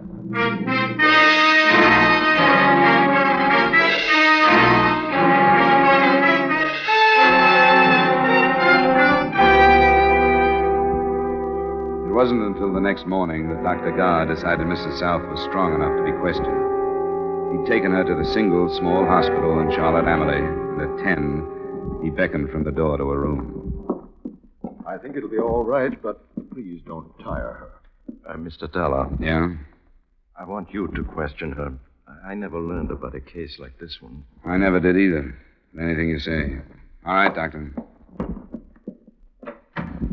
Georgina, this is Officer Shoy, and this is Mr. Dollar. Yes? Mr. Dollar is here to ask you some questions, but I don't want you to let him tire you. I'll try not to, Mrs. Allen. Why are you here? I was sent down from the States when you and your husband disappeared by your insurance company. I see. Now, I know it's pretty horrible to go back over it, but we've got to find out just what happened on that boat. The quicker we do it, the quicker we can get to the bottom of it. I'll try to help. Captain Bracken told us just the bad details. He's the boat captain who found you. Remember, I mentioned his name. Yes. He told us you saw somebody shoot your husband. Who was it? I don't know. There were two men. I've never seen them before. How did they get aboard, Mrs. Allen? We were on our way to Calibra. Almost halfway, I think. It was dark, and we saw a light blinking from another boat. Will said it was a signal that somebody was in trouble, and we went over. This man said they'd run out of fuel and asked if we had any to spare. But when Will pulled alongside, this man jumped on our boat with a gun. And It's all right, Georgina. Don't go on if you don't want to. He shot Will. That's all. He shot him, and then the other man jumped aboard, too. What did they say? They didn't say anything. You think your husband knew them? No, he didn't know them. What did they do then? Well, one of them hit me because I was screaming. I was wearing a bracelet, and he grabbed it off my wrist and made me take off two rings and give them to him. And they took Will's wallet and they dragged him out, and then they pushed him into the water. And I don't remember anymore. Carl, I can't. It's all right, Georgina. Nobody can hurt you now. No. Gentlemen, I think we'd better let her rest now. Sure, Doctor. I'm sorry we had to bother you, Mrs. South. I'm sorry. Don't be. Considering what she's been through, I think she did very well. Actually, her physical condition, except for exhaustion, is quite good. She did have water during the time she was adrift and some shelter from the sun. What do you make of it? Well, the whole thing seems pretty brutal for simple robbery. Say, where's the nearest prison, Shoy? Puerto Rico. Now, that's something that had not occurred to me. Escaped convicts might carry out such a ruthless attack, might they not? Yeah, even more so. Well, I will send cables to both of those prisons. I think you'd better.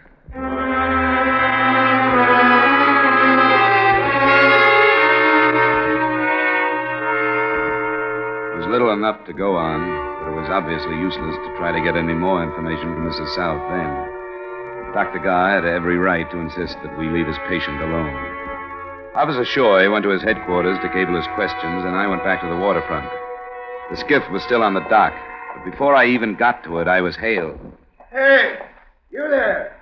Whatever your name is. How are you, Captain Bracken?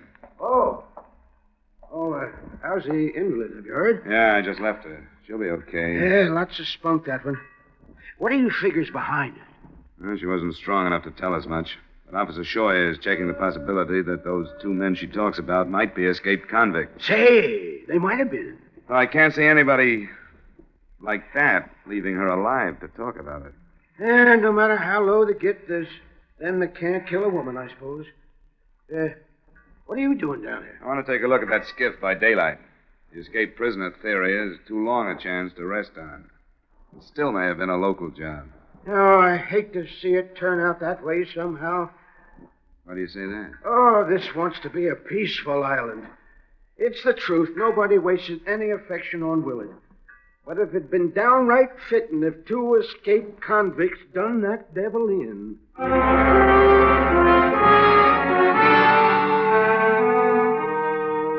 I spent 30 minutes looking over the skiff, and another hour going over Willard South's cruiser again. Nothing I dug out of either one added up. Neither did the results of a trip to the cable office. There had been no recent escapes from the prisons. Right from the beginning, for all my prying and all my questions, I hadn't gotten one positive lead. But by this time, there were so many things I couldn't put my finger on that I began to reason, why not make a weapon of just that? So I started again with Lou Krager, the first person I'd met in the investigation. I found him aboard his boat. Dollar, what's got into you anyway? I'm sick and tired of the runaround and double talk I've been getting. I don't get it. You will. You were quick to make yourself available to me when I showed up here. Why, Krager? I thought you needed some help. You wanted a boat, I had one. I think you mean somebody else needed help. That piece of line you pointed out to Officer Shoy and me on South's cruiser, the short piece. Who cut it? I don't know. How should I know who cut it? It's one of the things you better get straight. You said it had been used to tow the skiff. But the line of the skiff had not been cut. What does that mean? That you were lying. Now, I'm no sailor. But why cut a line when loosening a couple of half hitches would free the skiff? But it was cut, wasn't it? The line you pointed out was cut. And you made your point that Willard South always trailed the skiff. Why? Because you wanted the search for it to go on. Because you knew his wife was alive and would be found in it. I think the tropics have got you, Dollar. You don't think I can break this case down, do you? Because half of the non-tourists on the island are willing to lie to cover up for her. I don't care how noble their loyalty is. This case is going to be broken down. Because there's a reason Coast Guard planes can search for 3 days and not find her, but that night after dark, your friend Bracken can. Her story of the other boat and the two men. If the South cruiser had been stolen, the other boat would have been found. How do you know what happened? I know that a doctor will be here in less than 18 hours who will prove that Georgina South did not spend 3 days adrift. Dollar! You don't know what you're talking about. Where are you going? To cable the doctor. Now, wait a minute. You don't know what you're doing, Dollar. I was told what to do when I was sent down here. Leave things as they are, Dollar. Believe me, it's the right thing to do. Not where I come from. Well, I can't let you... Mr. Krager! Mr. Krager, I order you to stop! Stop, or I have You heard him, Prager. You heard him. Take it easy. Listen to me, Dollar. Sometimes right, the way you find it in the book, isn't right. Remember that I told you.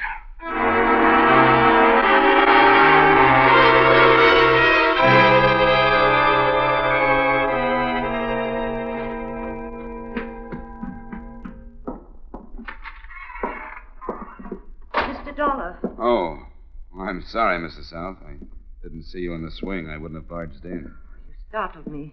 I must have been dozing. There's been so little sleep. Yes, I know. I went to the hospital first. They told me that Georgina had come home. Yes, she did. I'll have to see her, please. Why must you see her, Mr. Dollar? I think you know. You know. Willard's brother knows. Captain Bracken and his crewmen know. Luke Krager, Dr. Garr. I'm not sure how many others. Well, I'm afraid Please, what's the use? You shouldn't have tried it, no matter how you felt. You should have realized that it wouldn't work. Even way down here in the Virgin Islands, a murderer is hard to protect. Where is she? Who told you this? There were too many mistakes. Luke Krager made the biggest one. You too are making one, Mr. Dollar. I'm sorry, Mrs. South. Murder is murder. They speak of heredity and environment. Many say that heredity will never be overcome. Others say that environment will win out. But both are right and both are wrong. Mrs. South. My husband and I took our boys from the poorest foundling home we could find. Paul is one of the best.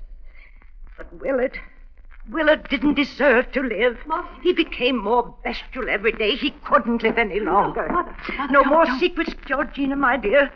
I must tell Mr. Dollar the truth. It's I who've been hiding behind my friends. I'm the murderer. I killed Willard. I had to before he destroyed us all.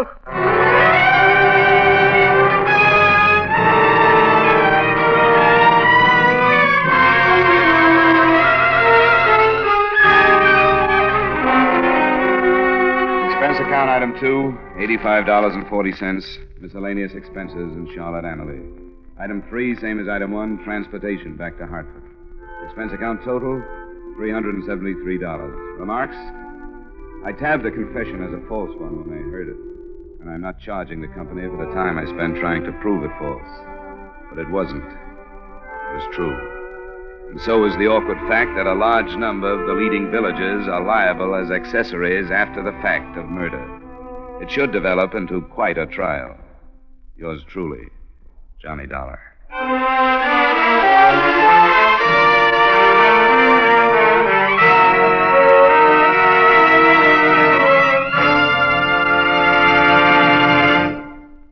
Yours truly, Johnny Dollar, stars Edmund O'Brien in the title role and is written by Gil Dowd with music by Wilbur Hatch. Edmund O'Brien's latest picture is the Paramount Pictures production, The Redhead and the Cowboy. Featured in tonight's cast were Irene Hubbard as Evangela, Jan Miner as Georgina, Gilbert Mack as Lou, Fran Lafferty as Celeste, Ed Latimer as Sam, Maurice Tarplin as Shoy, and Bernard Lindrow as the Doctor.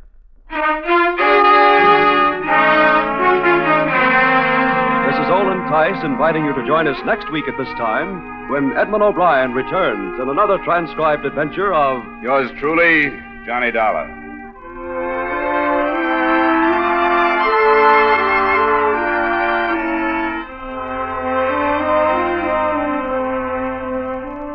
Everybody wants to help America's defense program.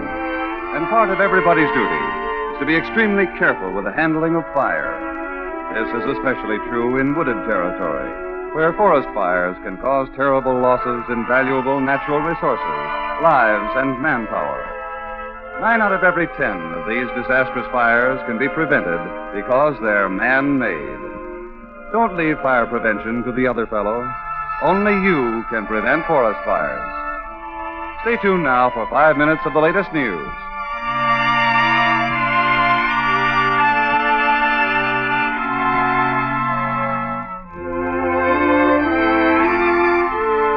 This is CBS, where you laugh at Jack Benny every Sunday night, the Columbia Broadcasting System.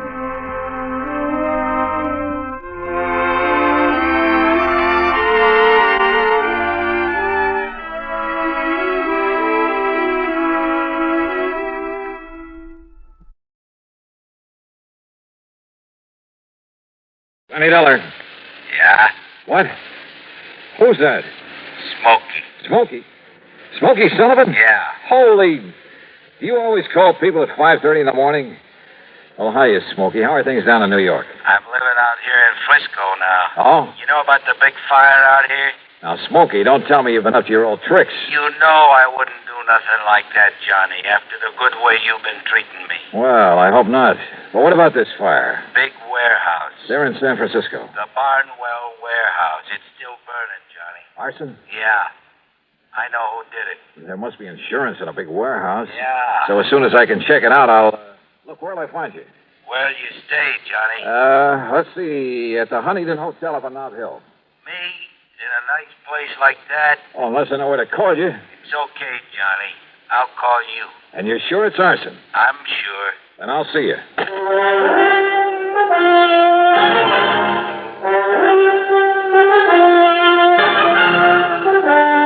Bob Bailey in the exciting adventures of the man with the action-packed expense account. America's fabulous freelance insurance investigator. Yours truly, Johnny Dollar.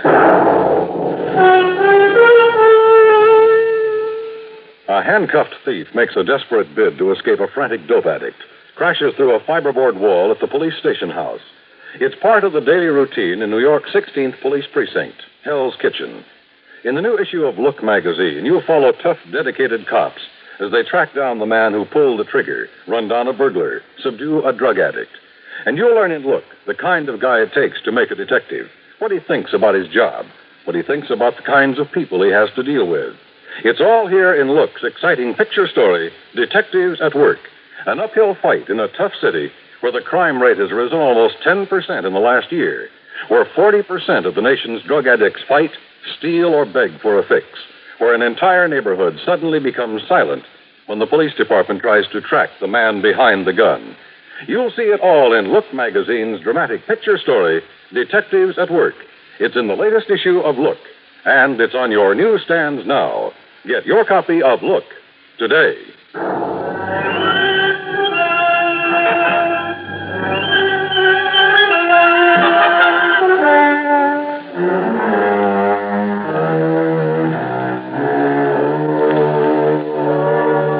Expense account submitted by Special Investigator Johnny Dollar to the Greater Southwest Insurance Company, San Francisco office.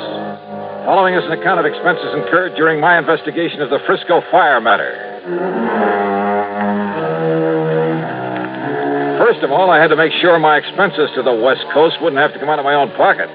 So expense account item 1, 10 cents for a call that got Pat McCracken of Universal Adjustment Bureau out of his bed. I asked him to dig up some facts and figures for me in a hurry. Within 20 minutes, he called me back. Johnny Dollar. Well, Johnny, I've been on the phone to San Francisco ever since you called me. You were right. About the big fire. Yeah. How did you find out about it? Well, never mind that, Pat. Just keep talking. Well, it's a warehouse. It's owned and operated by Mr. Peter H. Barnwell. And he has an office at 1427 Camac Street. 1427 Camac. Got it. And the insurance? $340,000. Wow. Carried by Greater Southwest Insurance Company.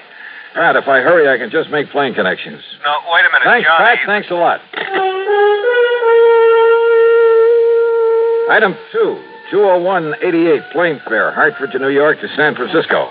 And believe me, those jet flights on American get you there in a hurry. I left New York at 8 a.m. and pulled into San Francisco before noon.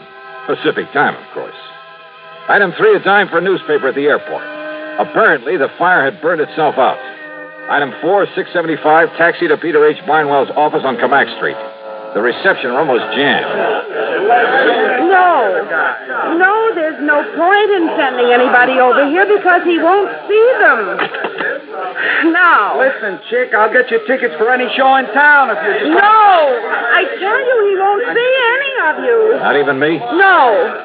Now, why don't you reporters just go back to your papers and wait until Mr. Barnwell's ready to talk to you? My card, miss. It's no use, mister. Will you read it, please? But he doesn't want to see any reporters, right? Oh. Yeah. Just a minute, Mr. Dollar. Now, how do you rate that, buddy? What paper you from? The Bingville Bugle. Yeah, that's out near Bum Spung, Oklahoma. Oh, now look, wise guy. Look.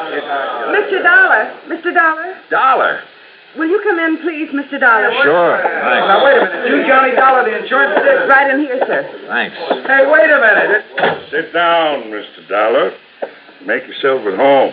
Well, I must say you aren't at all upset about the loss of your warehouse. Should I be? Sit down. Sure. Mr. Dollar, that building's been a losing proposition for years. Because of its bad location, because of zoning restrictions, and the cost of tearing it down. I've done nothing but lose money on it. Oh. But I've been very careful to keep up the insurance. So, now that it's gone up in flames, I shall at long last collect on it. $340,000. That's right. And with whatever I can get from some other misguided investor for the land itself, I'll be sitting pretty. I see. Now, don't get any funny ideas, Mr. Investigator. The police have found nothing whatsoever to suggest arson. Nor will they. You sound pretty sure of that. I'm sure of it. Even if it were a job that you didn't have done? I'm sure of it. You know something, Mr. Barnwell? I'm not. So if you can be of any help in putting through my Did you hear what I said? I heard, Mr. Dollar. Doesn't worry me a bit.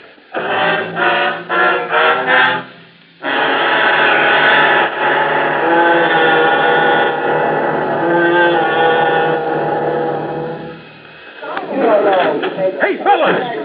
My car filter may be worth $1,000. How's that? Heard over the radio that the people who make Fram filters have a big treasure hunt on. So I checked my oil and air filter. And I'll be doggone if there wasn't a specially marked Fram air filter that might pay me $1,000. No kidding. My service station man said whatever I win, he'll win the same amount. Told me a regular filter check is important to today's cars. So important that Fram Corporation is paying $60,000 to get car owners to check their filters now. Cash money? Sure. This is Fram's silver anniversary. Last year, 10,000 secretly numbered Fram filters were distributed all over the United States and installed in cars during regular servicing. Every one of them is worth cash, some as much as $1,000. Why, one of you guys may have one in your car and not even know it. Say, what are we waiting for? Let's get those filters checked. Hurry, folks. Get in on the big Fram treasure hunt. You could win up to $1,000 in cash. Check your car filters now. And now, Act Two of yours truly, Johnny Dollar and the Frisco Fire Matter.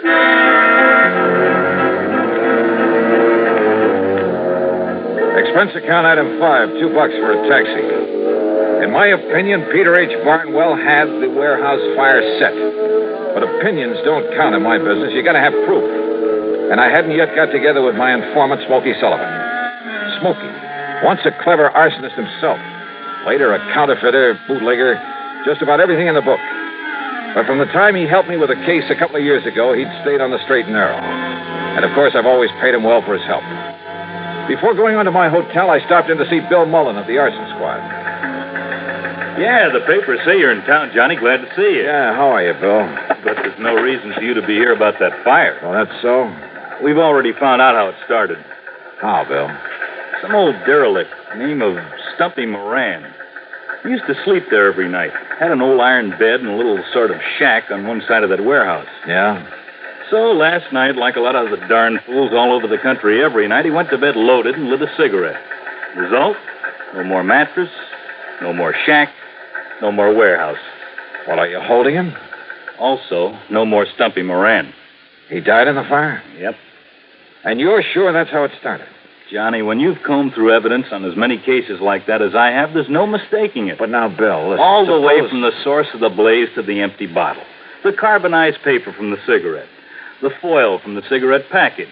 The hair from the mattress. 1,001 little things that the ordinary person wouldn't even think to look for. So listen. Yeah? Be a nice guy and call off the papers, will you? Why? Because they saw you over in Barnwell's office, they've decided it was arson, and they're calling us a bunch of bums. The only reason they do it is to make headlines. So call them up and tell them to lay off, will you? Set them straight. Not until I'm sure they aren't right, Bill. Huh? Now, wait a minute. What's that mean? I'll see you later.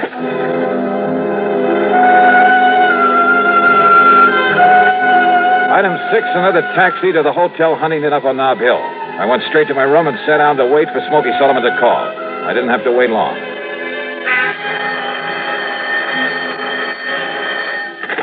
Smokey? Yeah, Well, I hear they found out how that fire started. Stumpy. That's right, Stumpy Moran. He was a friend of mine. Not much brains, Johnny, but a nice old guy. But Johnny, Yeah? he didn't do it. But they found all the evidence. He'd been drinking and smoking in bed. He never touched a drop, Johnny. You sure? He didn't smoke, neither. I know. He was my pal. Where are you, Smokey? You know where the Hungry Angel is? The cocktail bar over on the... That's right. Take the alley and back. I'm in the phone booth at the end of it. I'll be waiting for you. Okay, now listen. Yeah? Do you know who did set that fire? Yeah. The only guy in the whole country who could leave no trace. Wait a minute. And they won't even question him because he's been living straight for so long. Touchy Thompson. Yeah. Lives in a nice house on Aldea Drive, 527. But he ain't there. How do you know? A note on his door says gone fishing. You're absolutely sure it was he? I'm the only one knew where to look for his sign around that fire, and I found it there. I'll show it to you. Proof, huh? Yes, sir, Johnny. I can prove that warehouse was set by... Oh, no. Smokey. Smokey!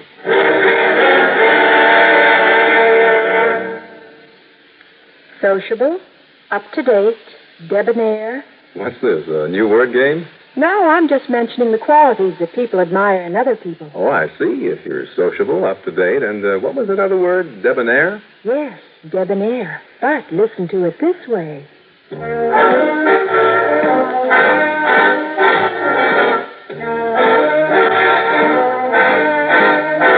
Be sociable, look smart, keep up to date with Pepsi.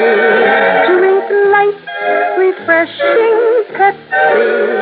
Stay young and fair and debonair. Be sociable, have a Pepsi. Notice how many of your friends are serving Pepsi-Cola these days. It's the up-to-date refreshment.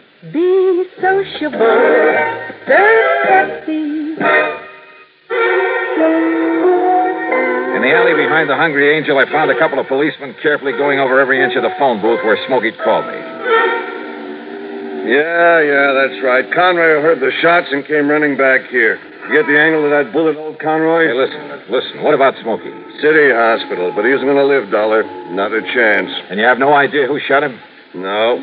But you're a smart dick. Why don't you find out for us? All right, now look. And let me tell you something else, too, Dollar. If that warehouse fire had been a torch job, which it wasn't, like you're blabbing it out to all the papers, your dear pal Smokey Sullivan is the only one who could have done it. So his being knocked off is good riddance. Why Smokey?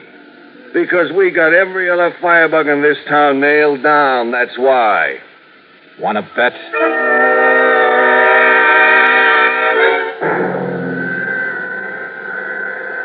Mr. Dollar, I honestly don't understand it, considering the way one of those bullets nicked his heart.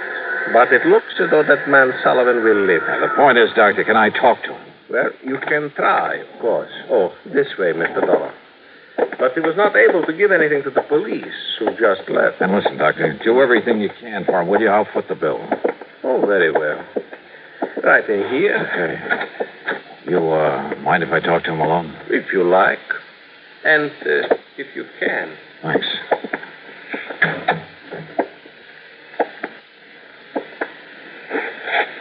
Smokey. Smokey? Hi, Johnny. Oh, hi. Yeah, the doc says you're going to be okay. Yeah. Can't get rid of me. Attaboy, Smokey. I didn't talk to the cops. Just looked at him like I was dead. Good for you. Hey, Smokey, did you see who put the slugs into you? No, Johnny. But it must have been Touchy. Touchy Thompson. Same as he set that fire. Yeah. All right, now listen. You're in no shape to go over there and show me. But if the arson squad found no trace, and believe me, they know everything to look for. Chemicals. What? Touchy had chemicals, special chemicals. Never left a trace. Everything leaves a trace of some kind. No. He had to use a gas mask. That's what must have knocked out Stumpy Moran. Then Touchy could plant the liquor, the cigarettes. Then I guess the only thing I can do is try to find Touchy Thompson. Johnny. Yeah? If you do, Johnny, be careful. Yeah. Yeah. Act 4 of yours truly, Johnny Dollar, in a moment. Rambler station wagons lead all but 2 other makes in sales. Repeat, Rambler station wagons now lead all but 2 other makes. Car registration figures prove it. Never before has any station wagon scored such a sweeping success in so short a time. Why the nationwide swing to Rambler? Well, listen to this. If you want America's lowest price station wagon, Rambler has it.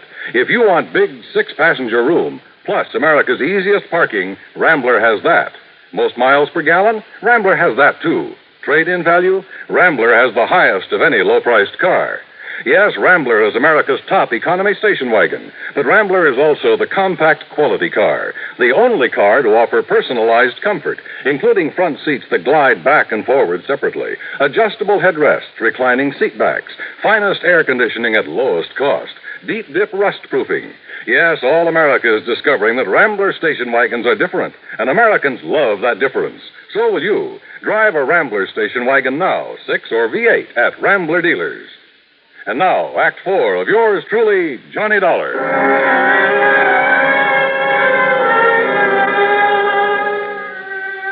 Expense account item 7520, more taxi fares. There was nobody home at Touchy Thompson's place. Only the note on the door Smokey had told me about. Gone fishing. Fishing, huh? He was probably hiding somewhere around the town, waiting for the atmosphere to clear. But how to bring him out in the open? Then I suddenly remembered an old friend of mine, Maury Webster, head man at station KCBS. Item 8, $1 even for a cab to the Sheraton Palace and the KCBS studios. Johnny, this is a pleasant surprise, although I had heard you're in town. How are you, Maury? Up to my neck. We're in the midst of a big celebration. You know, our 50th anniversary. Oh? Yes, sir. We were the first broadcasting station in the country, and we're kind of proud of it. Well, I should think you would be. Let me add my congratulations. Well, thank you, Johnny. Now, what brings you here? Maury, when is your next news broadcast? Well, let me see. Well, Don Mosley will hit the air in just about 7 minutes. That'll just give me time to knock out a news item for him to read on the air. Oh, what kind? I'll tell you while I'm scribbling it, if you don't mind. Well, yeah, go ahead. And Maury, I have a sneaking suspicion it'll flush out an arsonist. Oh? Yeah, and killer. As briefly as possible, I told Maury Webster my plan, the why of it.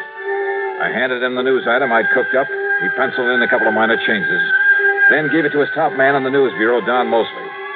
A few minutes later, there in his office, we listened to it being broadcast over the powerful facilities of KCBS. The international situation. On the local scene, it took insurance investigator Johnny Dollar to clear up the matter of the Barnwell warehouse fire. Here it comes. Yeah. Dollar has proved conclusively that it was set by an old hand at that business named Smoky Sullivan. His reason?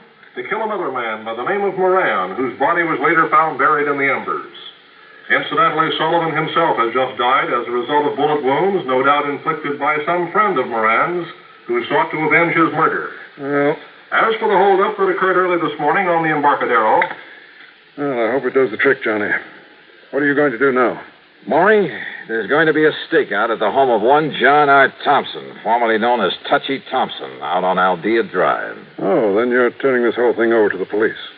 That stakeout will be me. But if Thompson did set that fire and kill Moran... I still have to prove it. Well, don't you think it's a little dangerous, Johnny? Could be. Well, in just a minute. Thanks, Maury. Thanks a lot. So I went out to Aldea Drive again.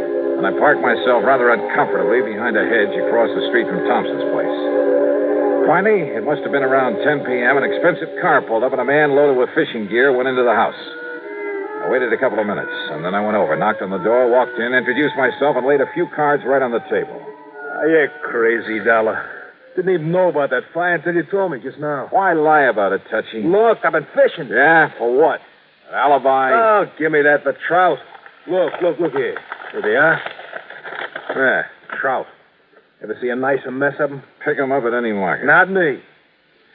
All right, who was with you? I was alone. I was over there camped beside the lake all the time. My sleeping bag's still out in the car. What lake? Mono Lake. It's a little over 200 miles east of here. Yeah, I know it well. Well, that's why I caught him. I know it well enough to know that because of the high mineral content of that water, no trout could ever survive in it. What? Oh, look, wait a minute. It's no good, Touchy, and with the proof I have that only you could have set that fire with some of your fancy chemicals.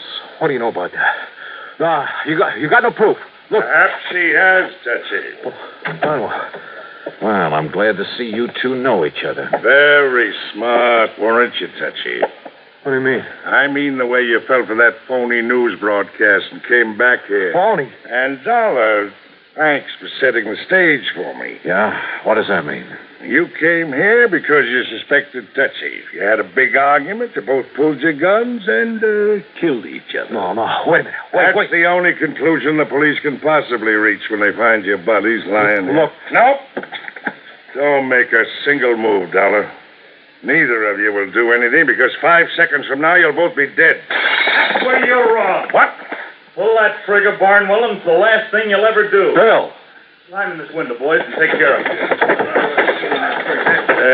There isn't any need for violence, officer. That's right, Barnwell, there isn't. All right. You too, Tom. Well, Johnny? Now, just what under the sun ever led you to come out here, Bill? Your old friend Smokey Sullivan called me to the hospital. He was a little worried about you. You mind? Mind? You gotta be kidding.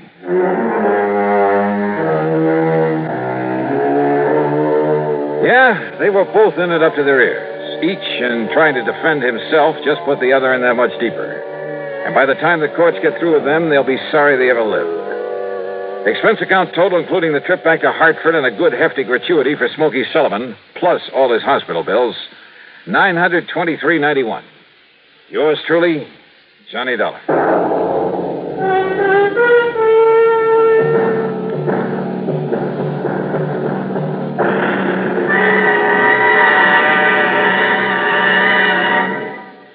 Our star will return in just a moment. I'm a mean widow, kid. And are you pleased with yourself? Sure, because I'm a germ.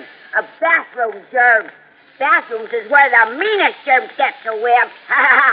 Do I have fun causing odor and spreading disease? Well, you better watch out, son, or your landlady may find out about Lysol brand disinfectant. Lysol? No, Lysol. That's what I said. Lysol. Well, anyway, a lot of women are finding that a dash of Lysol in their cleaning suds every week wipes out nasty bathroom disease germs like you. Disinfects from one cleaning to the next as no other product can. Wipes out many deadly viruses, too. Lysol makes every cleaner work better. It's the easy, modern way to get bathrooms really clean and free of odors. Lysol can do that? And what's more, now, besides regular Lysol, there's a new sweet-smelling, pine-scented Lysol. And they're both out to get you. Hey, was you ever a mean little kid? One more remark like that, and I'll open this bottle of Lysol. Help! Now, here's our star to tell you about next week's story. Next week, a quiet little ranch in Oklahoma. Quiet, that is, until the shooting starts. Join us, won't you? Yours truly, Johnny Dollar.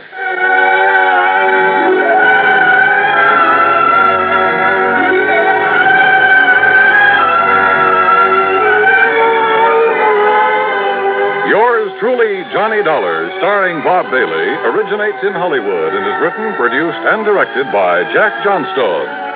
Heard in our cast were Virginia Gregg, Vic Perrin, Larry Dobkin, Alan Reed, Gil Stratton Jr., Paul Duboff, Bartlett Robinson, Don Mosley, and Tony Barrett. Be sure to join us next week, same time and station, for another exciting story of yours truly, Johnny Dollar. This is Dan Cumberly speaking. This is the CBS Radio Network. Johnny Dollar. Don't you read, Johnny? It's Lloyd's of England. George, every time I hear your voice on the phone, I shudder. Well, I guess I have asked you to handle some rather out-of-the-ordinary matters for us. George, they have been so wild, crazy, impossible, I sometimes wonder if you ever issue a normal-type policy. Well, it's a very normal-type policy that I'm concerned about now, Johnny. It's the insured himself who has me worried. Okay, tell me all. His name is Joseph, spelled with an F. Joseph Hentler. He's an inventor, among other things. His invention is what we've insured. It's a device, I guess you'd call it, for making some kind of boron-based compound. Boron-based? The sort of thing the government is vitally interested in for its airplane and rocket fuels. Oh? No kidding. I think you'd better run over here and let me tell you about it. Can you?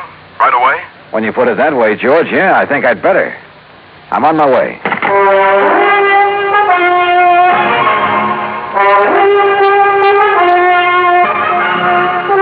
Bob Bailey, in the exciting adventures of the man with the action-packed expense account, America's fabulous freelance insurance investigator. Yours truly, Johnny Dollar. And now, Act One of yours truly, Johnny Dollar.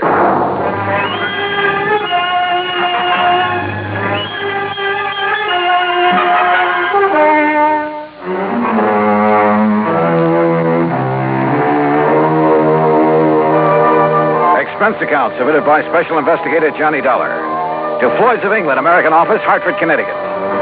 Following is an account of expenses incurred during my investigation of the Boron 112 matter.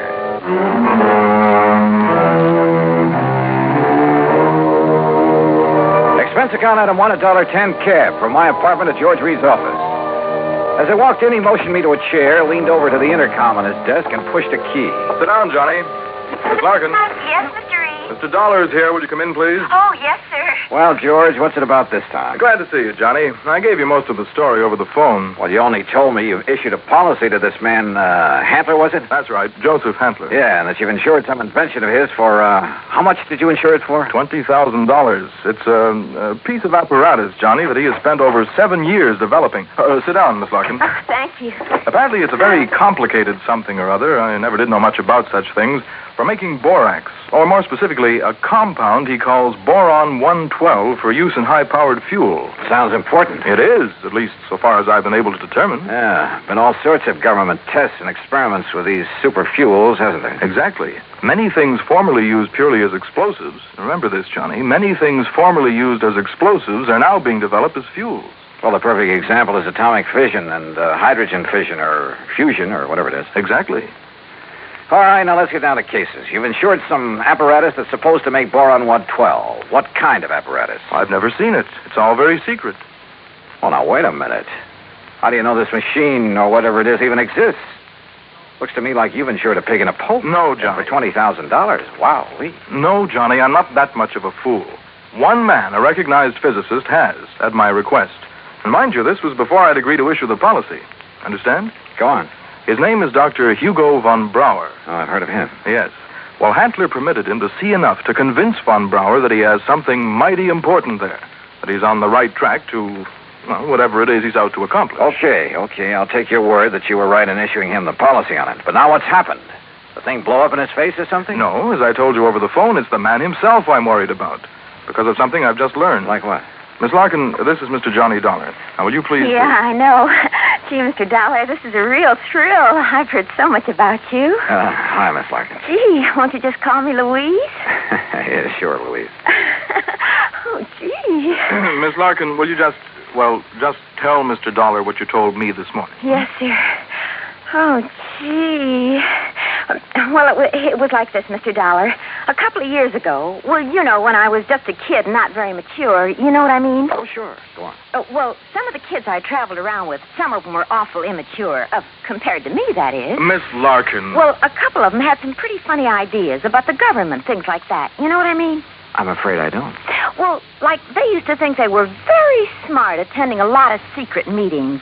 The kind the FBI likes to keep tabs on. Now, you know what I mean? Go on, Miss Larkin. Well, anyhow, this one night, we didn't take all their talk very serious, mind you, and that's the truth. We didn't think there was anything in it, just a lot of talk. Will you please get to the point? I am, Mr. Reed.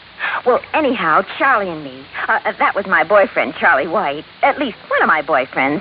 I always have a lot of them, you know what I mean? Yes. Well, go on, please. Well, Charlie and me, we said, sure, we'll attend one of your meetings. You know, just for laughs, you know what I mean? And what kind of a meeting was it? Oh, it was terrible. It was awful, Mr. Dollar. A bunch of people I never saw before making speeches. Yeah. Down with the government, start the revolution, that sort of thing. Oh, we got out of there in a hurry, believe you me. I'm sure. And we were pretty lucky, too, because the police or the FBI or somebody came in after and busted the whole thing up. Hey, maybe you read about it. That's all very interesting, Louise, but just what... Yes, Miss Larkin, get to the point. All right.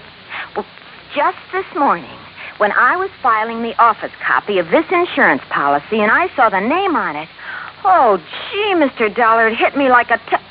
Well, do you know what? What? That name, Joseph Hantler. Oh. It was the same as one of the fellas, an older guy that me and Charlie had seen at that meeting. Now, what do you think of that?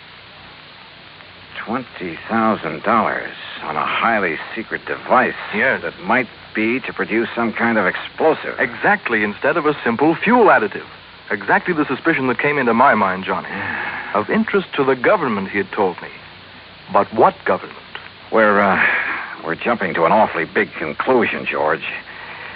Have you notified the FBI? I suppose I should, eh? Yeah. No, not yet. We may be all wrong about this. Oh, but Mr. Dollar... We may be all wrong about the man, his apparatus, his intentions, everything. Let me see what I can find out about him first. Now, whatever you say. But remember one thing, Johnny. Yeah? You may be dealing with far more than just this one man. So be careful. Be very careful. Oh, gee, you'd better, Mr. Dollar. You know what I mean? Act Two of yours truly, Johnny Dollar, in a moment. Now, Act Two of yours truly, Johnny Dollar, and the Boron 112 matter.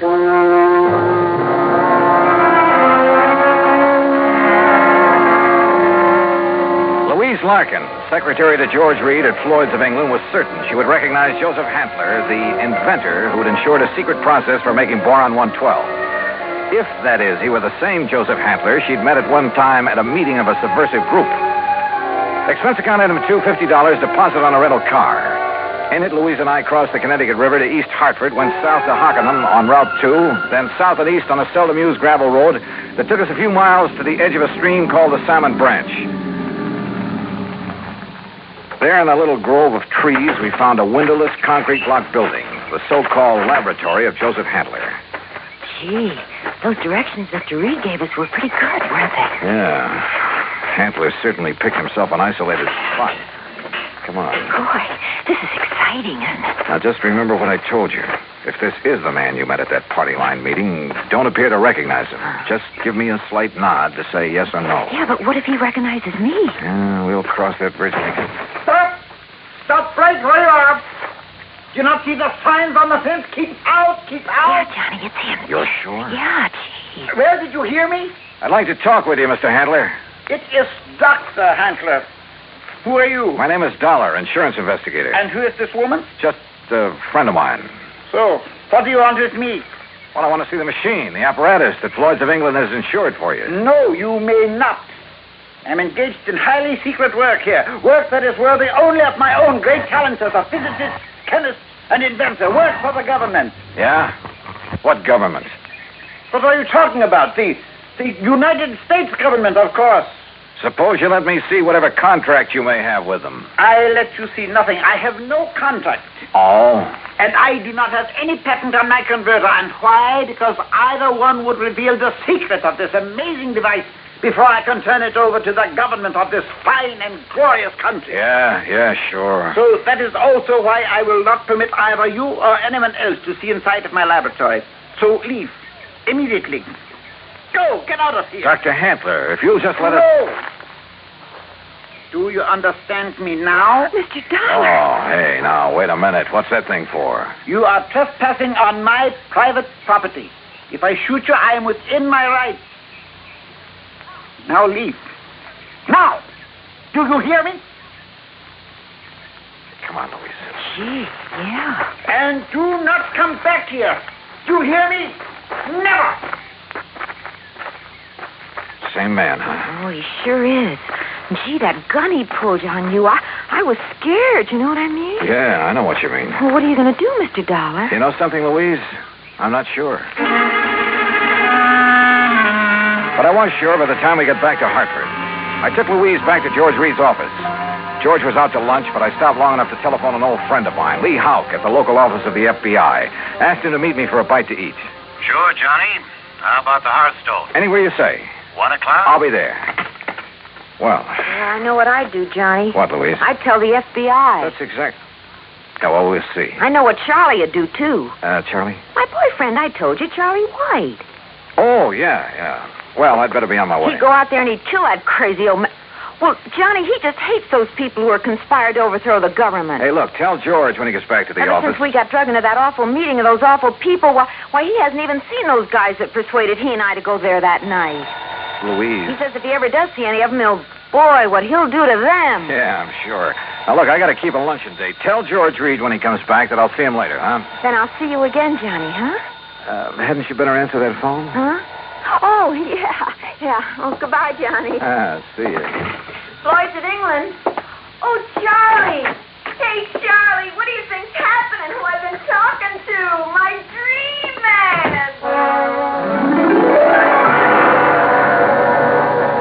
Item 3, 7:20, lunch for Lee Houck and myself. No, Johnny, you're off on a wrong tack. I'll bet on it. What do you mean by that, Lee? Joseph Handler is just an old crackpot who thinks the world has done him wrong by failing to recognize his fabulous talents as a chemist, physicist, engineer, inventor, anything else he's claimed to be. But if he was attending meetings of a subversive group... A meeting. We know all about that.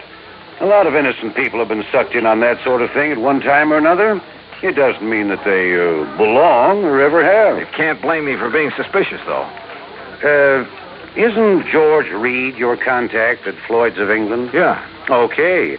Even his kind of dumb little secretary, name's Louise Larkin. I know the girl. Even she was at one of those meetings before we cleaned him out of town. Not much gets by you boys. With one of her boyfriends, Charlie somebody or other. He's the kind you have to watch out for, Johnny.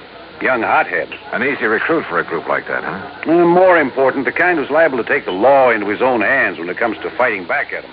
But you're sure old Handler is harmless? Sure. He's an erratic old coot, liable to blow your head off if he thinks you're interfering with one of his crazy projects. Yeah, he'd probably rob a bank if he thought he could get away with it to further one of his crackpot inventions, and would feel entirely justified. But believe me, he'd have no part of subversive activity. Hey, you said crackpot inventions. George Reed tells me Dr. Hugo von Brauer okayed this present project. That's a real sad one, isn't it? Huh? Von Brauer, one of the best minds in the country. Until that breakdown last fall. You mean that he's no longer... Holy smoke. Well, sure, Johnny. If George sold him insurance on von Brauer's okay... Well, how does Handler keep going? Does he ever sell anything he develops? No, it probably lives off an old trust fund, something like that. Want me to check on it? No, wait till after I've seen him again. Somehow I've got to see that machine of his, see how badly the insurance company stands to get took. Yeah, Johnny. I think you better. Maybe he was right.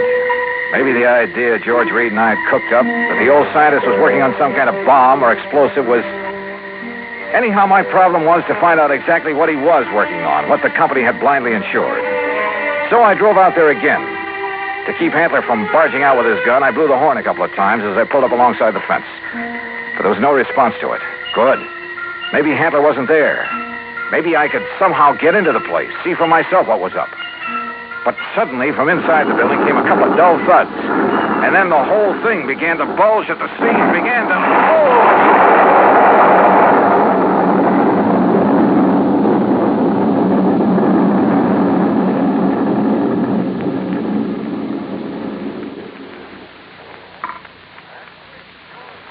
Act 3 of yours truly, Johnny Dollar, in a moment.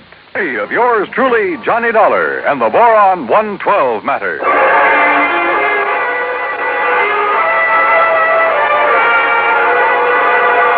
Carefully, I dragged myself out from under what was left of my rental car, where the explosion of the laboratory building had blown me. Pushing aside a few chunks of concrete, bits of lumber that had landed on me. And I saw them coming down the road toward me from a car parked in the trees at the side. Louise Larkin, a big, husky football player type who looked as though he could stand a good bath and a shave. Well, served him right. That's all I got to say, Louise.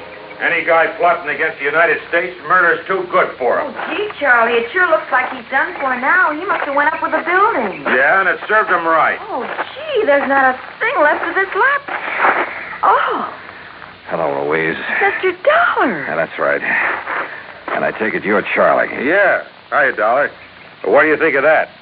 You did a pretty good job, didn't you? What? Yes, sirree. Huh?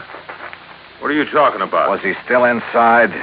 Did you murder Dr. Handler, too? Johnny. Now, wait a minute. You think I done that? Oh, no, Johnny. We just got here. Oh, sure. Honest. Charlie was going to have a showdown with him. He was going to drag him out of that place and hand him over to the FBI. Sure. What'd you think? Gee, I was worried about the old man's gun, remember? I remember. But if you think a lousy gun was going to stop me from handing a subversion guy like him over to the... Now, look, you don't mean you think I done this. What would you think? No, I did it. Oh, was it not wonderful? Dr. Handler. Yes, Mr. Dollar, and I want you to meet... So you're still alive, huh? You're okay. I beg your pardon? Well, you won't be for long because I'm going to take you in. I'm going to... Quiet. Mr. Dollar, my good friend, Mr. Dollar. Huh? I want you to meet this gentleman from the commission in Washington. Commission? D.C., Washington. Dr. Bernard Steiner.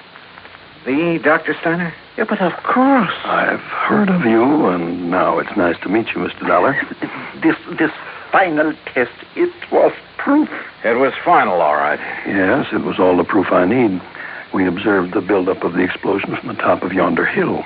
The proof of what? That Dr. Handler has finally come up with a controlled power source in his boron compound of inestimable value to the country's rocket program.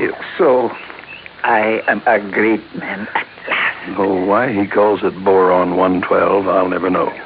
Well, because it was experiment number 112 with my wonderful converter process. What else? Hey, if you're from Washington, mister, I am, young man, and I assure you the government will take over Dr. Handler's process immediately. Well, I'll be doggone. I don't get this. Neither do I, honey. Well, what about the converter, as you call it? Did that go up with the building? Yeah, but of course. And now I can build for the government a big one. Big enough to serve this glorious country of ours. Yeah, sure. But you'll expect the insurance company to pay for the one you deliberately blew up. Me? Dr. Joseph Handler? No, never. I am a great man now. I am above such petty things. I tear up that policy. I do not want their money because now I am a great man.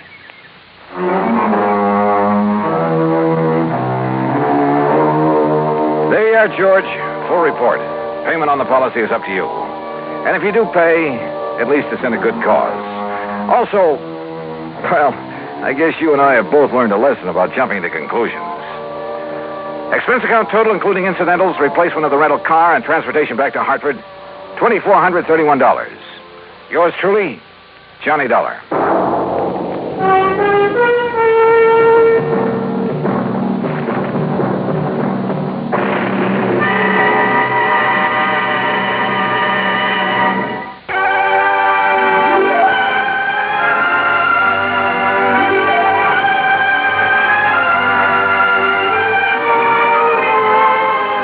Truly, Johnny Dollar, starring Bob Bailey, originates in Hollywood and is produced and directed by Jack Johnstone, who also wrote today's story.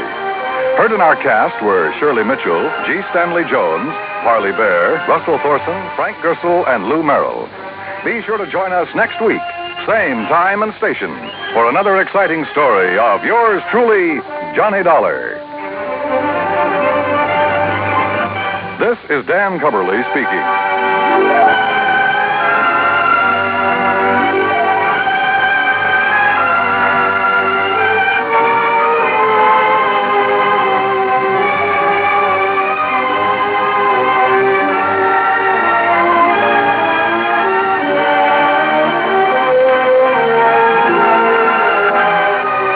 This is the United States Armed Forces Radio and Television Service.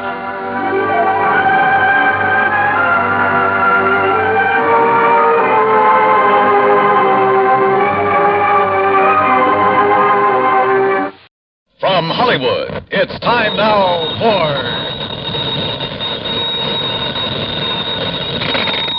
Johnny Dollar. Earl Foreman, Johnny. Hi, Earl. How are things in sunny Florida? I think I'll move to California. What?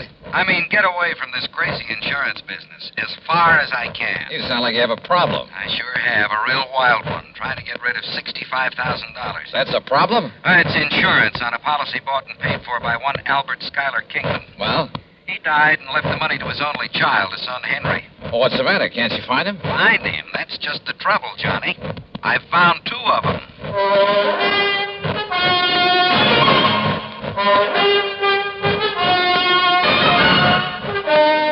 Bob Bailey in the exciting adventures of the man with the action-packed expense account. America's fabulous freelance insurance investigator. Yours truly, Johnny Dollar.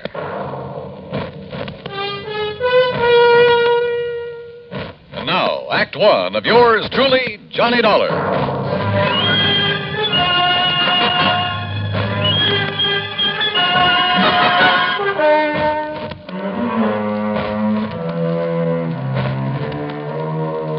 Expense account submitted by Special Investigator Johnny Dollar to the Tri-State Life and Casualty Company, Sarasota, Florida. Following is an account of expenses incurred during my investigation of the Double Trouble matter.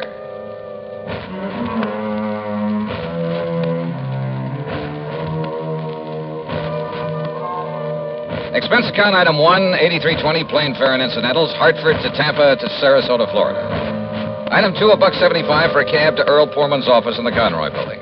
That's right. After waiting 20 years for this sole beneficiary to show up. 20 years? Well, like I told you, the insured was Albert Schuyler Kingman. $65,000. Yes, he was a widower, lived up near Elizabeth City, North Carolina. And he had a son named Henry. Henry was his sole heir and beneficiary of his policy. Okay. And you say that Kingman died 20 years ago? Yes, during that big hurricane back in 38. Remember it? Did about $40 million damage up and down the coast. Earl, I was a mere child at the time. Oh, sure. How old was Henry? Well, he was 10, just a kid. Anyhow, it was several days before the old man's body was found. And the boy? No trace of him. Disappeared. In due course of time, because of the statute of limitations, the old man's estate was, well, I guess it went to the state. But not his insurance, huh? No. We kept the matter of the insurance open, company policy. Requires a lot of legal finagling, but in the company's history, they've turned up beneficiaries as much as 15, 18 years after death. How? By advertising. And that's what accounts for the sudden appearance of 2 Henry Kingmans, each claiming to be the beneficiary of Albert Kingman's policy, and each having a logical, legitimate story. Each saying he didn't know about the insurance until he saw the ad. Where are these boys, Earl? Right here in Sarasota. They arrived yesterday. They arrived together? No, a couple of hours apart, unknown to each other, they say.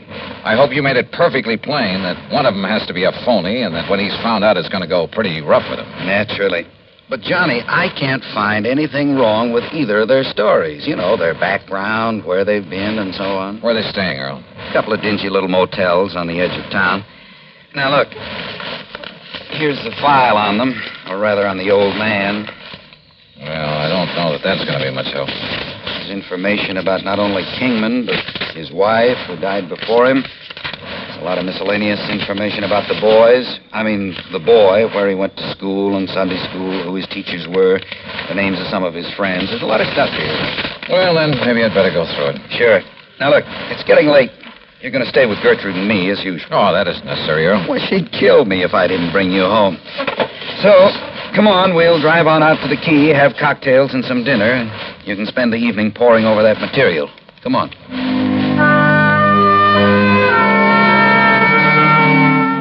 Cocktails and dinner were great. They always are with the Poormans. Only poor man is a misnomer. That home of theirs on St. Armand's Key is not only big and new, but beautiful. They have their own private dock and speedboat on the bayou directly back of the house. Yeah, and they own a couple of spanking new fancy air-conditioned cars.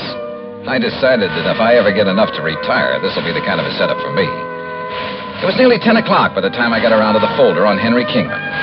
But by 2 a.m., so help me, I knew more about him than he himself could. Yes, I was all set to expose one of these claimants as a phony, a fraud. Had the whole situation right in the palm of my hand, I thought. But, brother, I had no idea of what was coming. Believe me.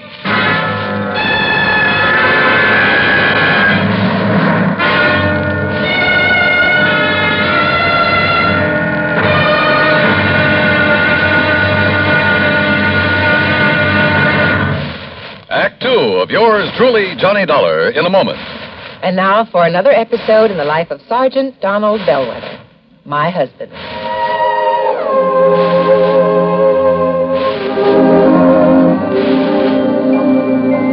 Reba! Reba! What is it, Donald? Confounded Reba, I can't find the fountain pen. I've looked all through this desk. Here it is, dear. You must have used it as a marker when you were reading this book.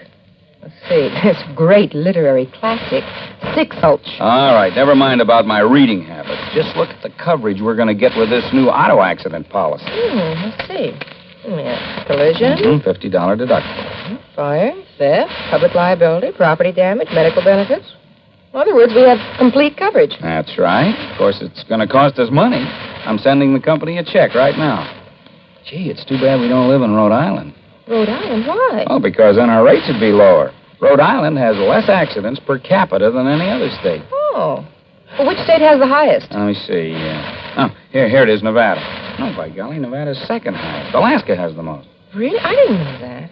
Mm-hmm. You know, it's just too bad we can't eliminate traffic accidents completely. Not only would it save life and limb, but it'd be a lot less strain on the pocketbook. Yeah, that's for sure. These automobile accident policies get more expensive every year, just because there's so many costly accidents. Well, I'm glad we've got some good insurance coverage, Donald, but just remember one thing. Oh, what's that, honey? Well, some auto accidents ruin a fender, and some ruin a family. Yeah, that's true. Very true. But as far as I'm concerned, I don't want any of your old insurance money. I want you here at home, safe and sound. You'll always drive carefully, won't you? Yes, I will, dear. That's my Donald. That's my doll.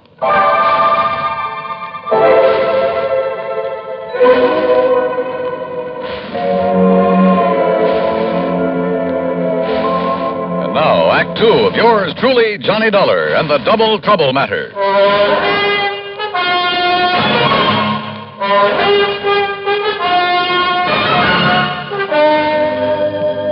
By 9:30 the next morning at a cheap little motel on the north edge of Sarasota, I'd spent nearly an hour carefully questioning Henry Kingman, number one. And I was getting nowhere. Obie O'Brien? Well, sure, Mr. Dollar. He was one of the kids I used to play with back in Elizabeth City. He and Bobby Tank. Yeah? You see the scar on my arm right here? That's where Obie hit me with a stick one time when we were playing caddy. Yeah, I see. If you know where Obie is these days, you ask him and he'll probably remember. Scared him to death. He thought he'd busted my arm. Now, let's see. How about Miss Albertus? Albertus? Yes. Gee, I don't remember any Miss Albertus. Your Sunday school teacher there in Elizabeth City. Listen, I was only 10 years old then, but I remember my Sunday school teacher real good. Her name was Miss Griswold, and she was, Look, are you trying to trick me or something? Yes, I am. Because Henry... Why don't you call me Hank? Everybody else does. The fact remains, Hank, that one of you two claimants to the insurance is a phony. Well, believe me, it's not me. Everything you've told me about your childhood checks perfectly with the information I have. Well, of course, Mr. Dollar. Almost too perfectly. Listen, where did you live and go to school after the hurricane? Well, I'll be honest. I didn't have much schooling. Where did you live? Mr. Dollar, I wandered around more than little Orphan Annie. All over North Carolina, then up north. Did you live anywhere long enough to be, well, really be recognized as Henry Kingman? I'm afraid I was just a bum. And all anybody ever knew me by was Hank. You saw the ad about the unclaimed insurance in New York? Yes, sir. I was working on the dock, stevedoring. Saw that ad in the Times. And I decided that if I had that much money coming to me and I could get a hold of it, why, maybe I could amount to something.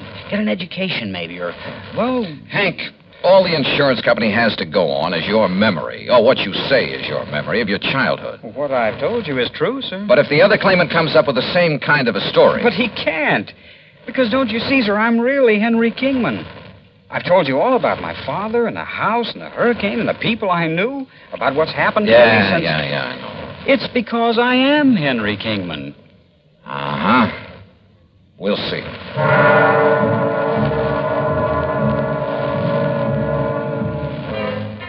I tried to trip him up in a dozen ways, but with no success. He had a logical, reasonable answer for every question about his past and present. As for not being able to produce anyone who could identify him as Henry Kingman, well, it was simply because of his rather aimless life spent wandering from city to city, never having any close friends because he chose to go it alone. He was a tall, well-built lad with a mop of blonde hair and clear blue eyes. And I must confess, I kind of liked him, his open frankness. But you know something? I could have been awfully wrong.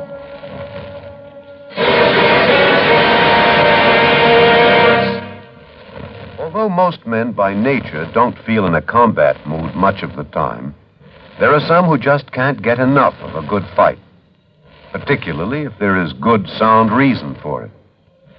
In July 1900, when American fighting men were protecting the rights and liberty of their fellow countrymen during the Boxer Uprising, the battle was a furiously fought affair. Army Private Robert H. von Schlick, serving with Company C of the 9th United States Infantry Division, was in the thick of the fracas. Although he had been wounded previously while carrying a wounded comrade to a place of safety, he rejoined his command, which partly occupied an exposed position on a dike. Private von Schlick remained there after his company had been withdrawn, and in spite of the hail of bullets around him, single-handedly continued to fire into the enemy ranks. Oblivious to the fact that he was a conspicuous target, he refused to leave the fight until he was literally shot off his position by the enemy. Private Robert von Schlick earned the Medal of Honor for valiant devotion to duty and added heroic background to the code of conduct of American fighting men. And now, Act 3 of yours truly, Johnny Dollar.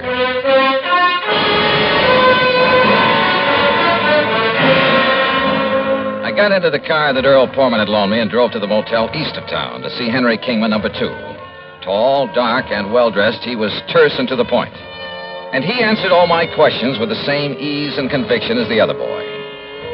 In only one major respect did his story differ. Oh, sir, I can't name you a single person who can identify me as who I really am, Henry Kingman. And for a very simple reason. What's that, Hank? It's Henry, Mr. Dollar. And the reason is that right after the hurricane, I was adopted by a family that just moved into nearby Bridgeton. Their name was McGovern, so I took their name. Go up to Bridgeton, ask them. Show them my picture, anything you like. They'll all tell you I'm Henry McGovern. Only my foster parents knew that I was really Henry Kingman. Knew? They both died about 7 years ago. And they told nobody else who you really were? No, not even the preacher. They'd wanted a son for years. Now they had a son. And they didn't want anyone to come along and take me away from them. Then how did you find out that you're Henry Kingman? If you are. I'll ignore that last part of your question, Mr. Dollar. They didn't tell me until my 21st birthday. Bridgeton. Isn't that the little town up near Currituck that was completely destroyed by fire a couple of years ago? Oh, yes, of course. I'd forgotten. There isn't a living soul up there anymore. Oh, but I'm sure a man like you could track down some of the people who live there. Uh-huh. When were you last in Bridgeton?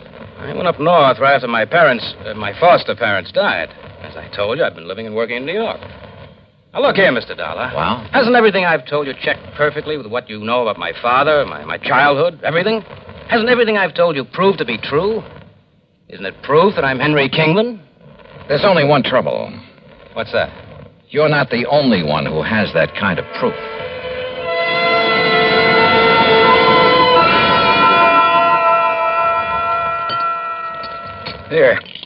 Here, Johnny. Have some more of this baked sea trout. No, thanks, sir. Johnny, you've hardly touched a thing. Yeah, I know, Gertrude. I'm sorry.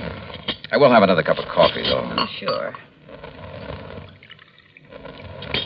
So you haven't gotten very far in your investigation? No, I'm afraid not. I told you, Johnny, the stories of those two boys check out perfectly. Unless the information the company's been collecting for the last 20 years is all wrong. But both of them can't be Henry Kingman. So one of them must be lying. But which one? Well, suppose, just for example, that the blonde is Henry. Yeah? Then how would the other have got hold of all that information? Unless... Well? Do you suppose they've known each other sometime in the past? They certainly don't like each other. I mean, each other's being here. I asked them, Earl, and they both deny having ever seen each other until they came here within a few hours of each other. I didn't see the blonde boy, but the other came here to the house, and I just didn't like him. The dark-haired one, I mean. Hey, wait a minute. Yeah? What is it, Johnny? The description of the father in that folder. Excuse me. Can I help you? No, thanks. I got it right here.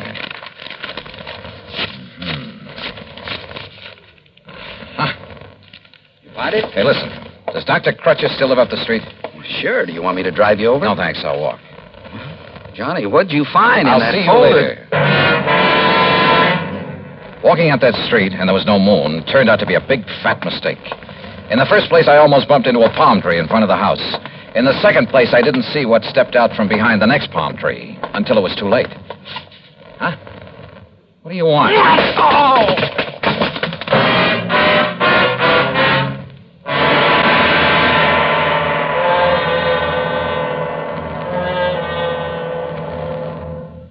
Times have changed, and so has the man. Through the ages, man has advanced both physically and mentally. Prehistoric man's concept of war and living was like that of an animal. His implements were crude, his knowledge simple. It was survival of the fittest.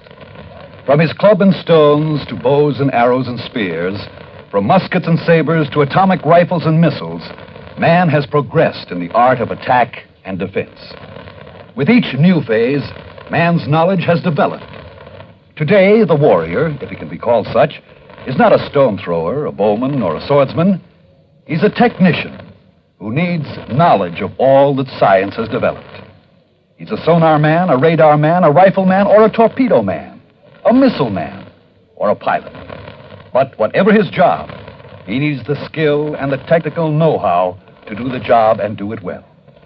Yes, times have changed, and so has the man. And now, Act 4 of yours truly, Johnny Dollar.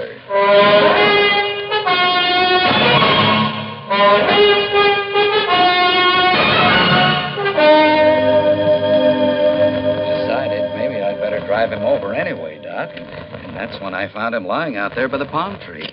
Well, it's lucky you did, Earl, but I think these smelling salts will bring him around.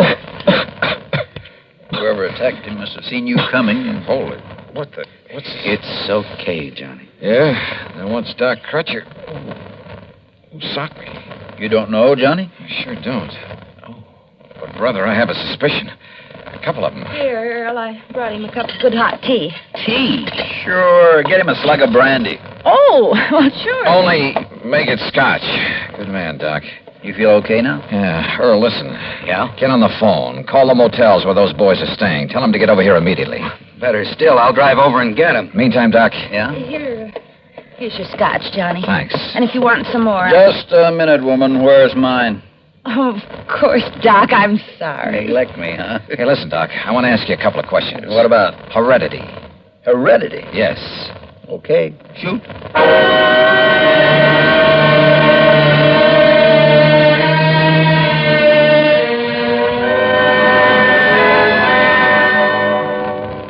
All right. Just to keep things straight, I'll call you Hank. Sure, Mr. Dollar. And you I'll call Henry. Well, it does happen to be my name. Now, Earl tells me he found you both in Hank's motel just now. That's right, sir. Comparing notes? I went over there to tell him that he's a phony. But if he doesn't get out of town... Oh, sure. Hank, let me see your hands. Huh? Oh, sure. Here, sir. What about them? Look, Doc. By golly, you're right. Right about what, sir? How did you bruise these knuckles? Well, it was kind of clumsy, but my hand slipped trying to open one of the windows in that cheap motel. Don't you believe it, Johnny. He's the one who... Wait a minute. This one has a bruised knuckle, too. Oh? Now, what's your excuse, Henry? Well, you can believe it or not, suit yourself, but exactly the same thing happened to me. What? You ask me, Johnny, they both attacked you. On the other hand, Earl, they may both be telling the truth about this. Of course it's the truth, sir. What did you mean about this? I mean that at least one of you was lying about being the son of Albert Schuyler Kingman. Well, it doesn't mean... I told you all right, just pipe down for a minute. I suddenly realized that the laws of heredity could solve this case a lot quicker than detective work. What's heredity? So I checked with Dr. Crutcher to make sure I was right. Then I checked descriptions of Henry Kingman's father and mother. Did you, sir? Both of them had brown hair and brown eyes. So what? Where both parents have identical color hair and eyes, any offspring will have the same. Hank, your hair is so blonde it's almost white, and your eyes are blue. Now, Mr. Henry, Dollar. your hair is almost black. Your eyes are also blue. Now, Henry, Dollar. you crazy fool. I told you this wouldn't work. Crazy fool, huh? If you'd let me come here alone... Yeah? Then you'd never have cut me in. Of course, I got suspicious. You get out of the way. I got here first, didn't I? Well, how was I to know you were coming? Why didn't All you... right, boys, all right. No, it isn't all right, Dollar. Come on now, put that thing You down. make one move and I'll kill you.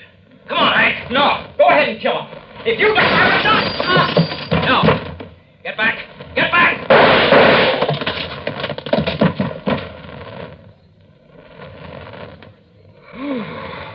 Johnny, you outdrew that Henry like... Wow. Yeah. Take a look at what happened to Hank. Huh? Is everything all right, boys? Holy... Gertrude, what did you hit him with? Girl, I never did like that old bass anyhow.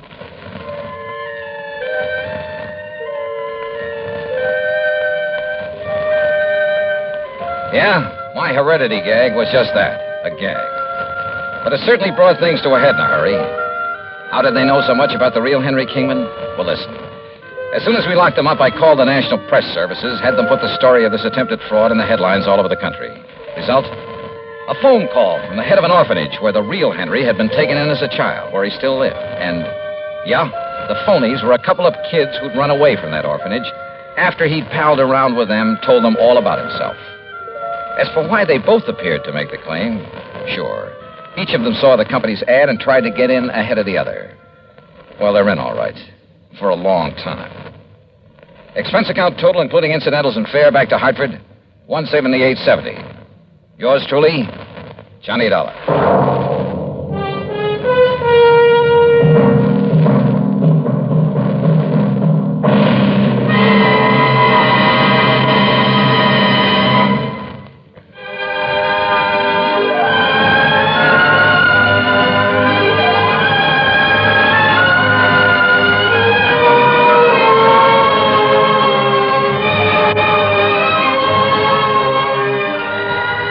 Truly, Johnny Dollar, starring Bob Bailey, originates in Hollywood and is written, produced, and directed by Jack Johnstone. Heard in our cast were Virginia Gregg, Vic Perrin, Sam Edwards, James McCallion, and Parley Bear. Be sure to join us next week, same time and station, for another exciting story of yours truly, Johnny Dollar.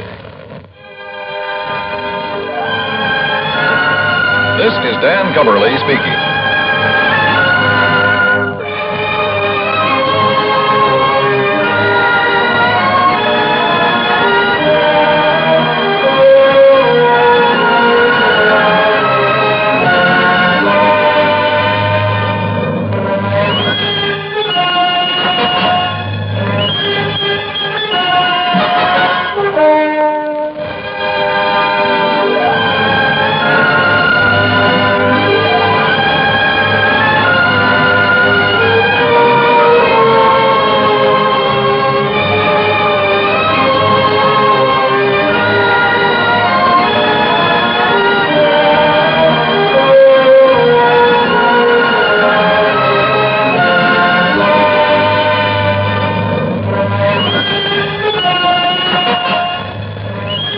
Yours truly, Johnny Dollar, has been a presentation of the United States Armed Forces Radio and Television Service.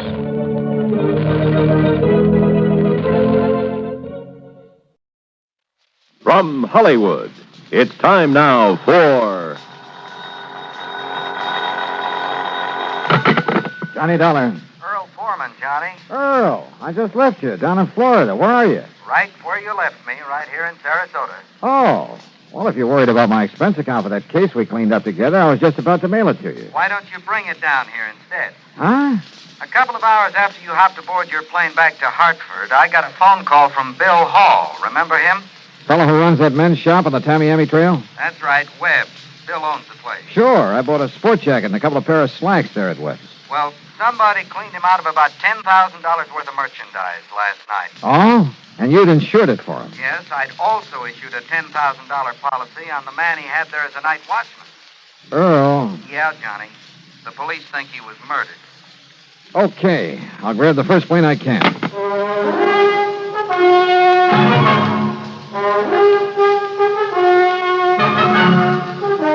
Bob Bailey in the exciting adventures of the man with the action-packed expense account. America's fabulous freelance insurance investigator. Yours truly, Johnny Dollar.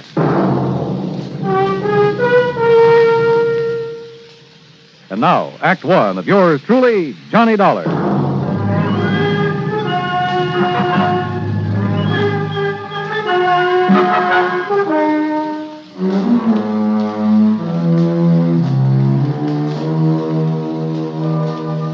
expense account submitted by Special Investigator Johnny Dollar to the Tri-State Life and Casualty Company, Sarasota office. Following is an account of expenses incurred during my investigation of the net of circumstance matter. Expense account item 1, $75, plane fare and incidentals, Hartford to Tampa, Florida. There I'd figured on changing planes, but Earl Poorman met me in his car, and by 7 p.m. we arrived in Sarasota. We drove straight to Webb's. The place was in a mess. Well, I'll say this, Mr. Pullman. You certainly didn't waste any time. Well, I didn't see any reason to, Bill. Johnny, you remember Bill Hall. Yeah, sure. How are you, Bill? Not good, Dollar. Not good. Look at the place. Yeah, I see. You've lost a lot of your stock. We haven't finished checking yet. I sent the boys home to get some sleep, but as nearly as we can tell, whoever did this got away with over $9,000 worth of clothing and accessories, and heaven knows what they did to old Jimson. Jimson? Jimson Cooley, the night watchman. Earl, you said over the phone that you thought he's been murdered. Yes, sir. Somehow they must have got old Jimson to open the back door for them. Then when he saw what they were up to, he tried to fight them off. You'll see the marks of a big struggle out back. And bits of his clothing were lying around, covered with blood. But no sign of him. Johnny, the police figure that they must have killed him and then dumped his body somewhere.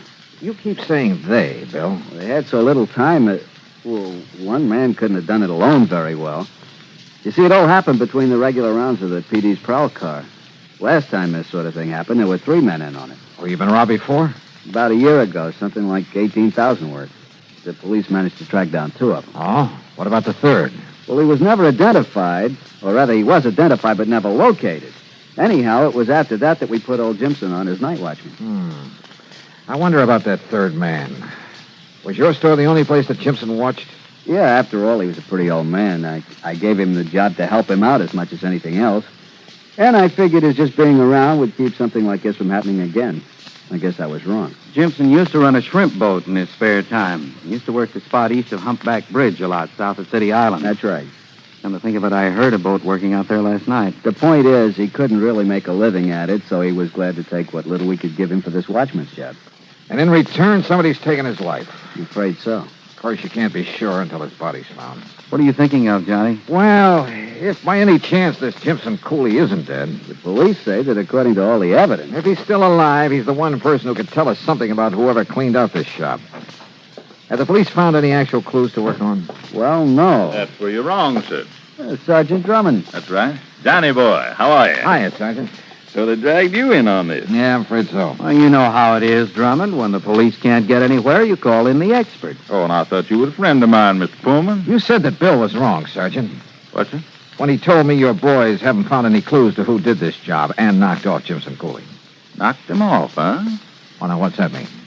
One of the boys picked up a drunk last night right in this neighborhood. Yeah? Late this morning, when he'd sobered up enough, we sent him home. But a little while ago, he comes barging back to headquarters. Seems he'd suddenly remembered something he saw around here last night. Go on, Sergeant. Oh, it must have been around 2 or 3 a.m. That's when we figured the robbery occurred. And the murder of Jimson Cooley. Yeah? Please, get to the point, Drummond.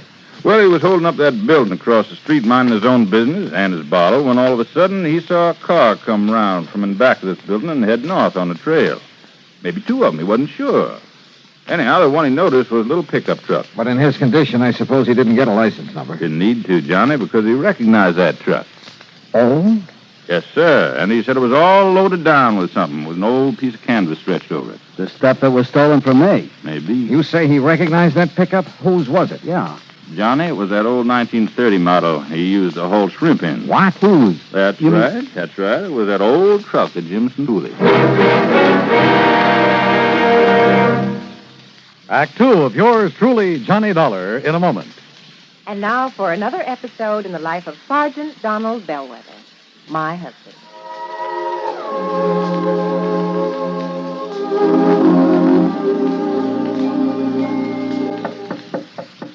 Good morning, Mrs. Bellwether.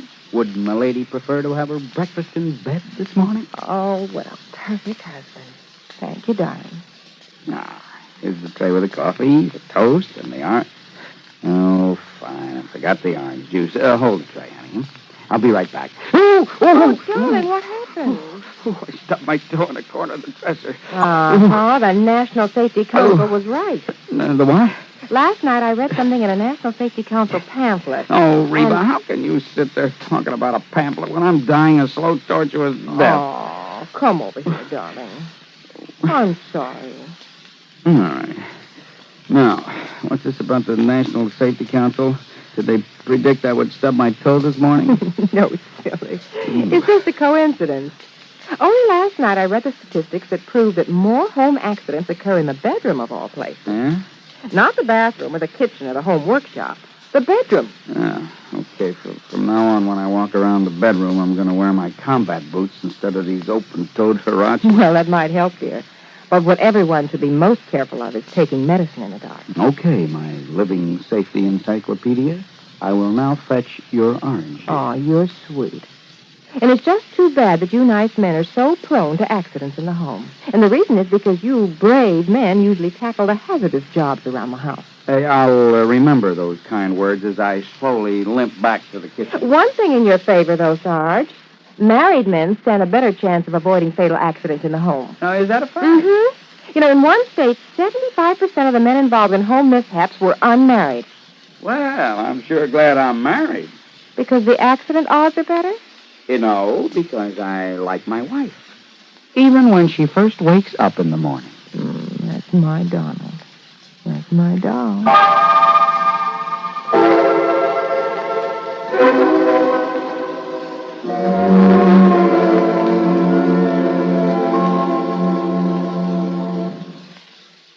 And now, Act Two of yours truly, Johnny Dollar, and the Net of Circumstance matter.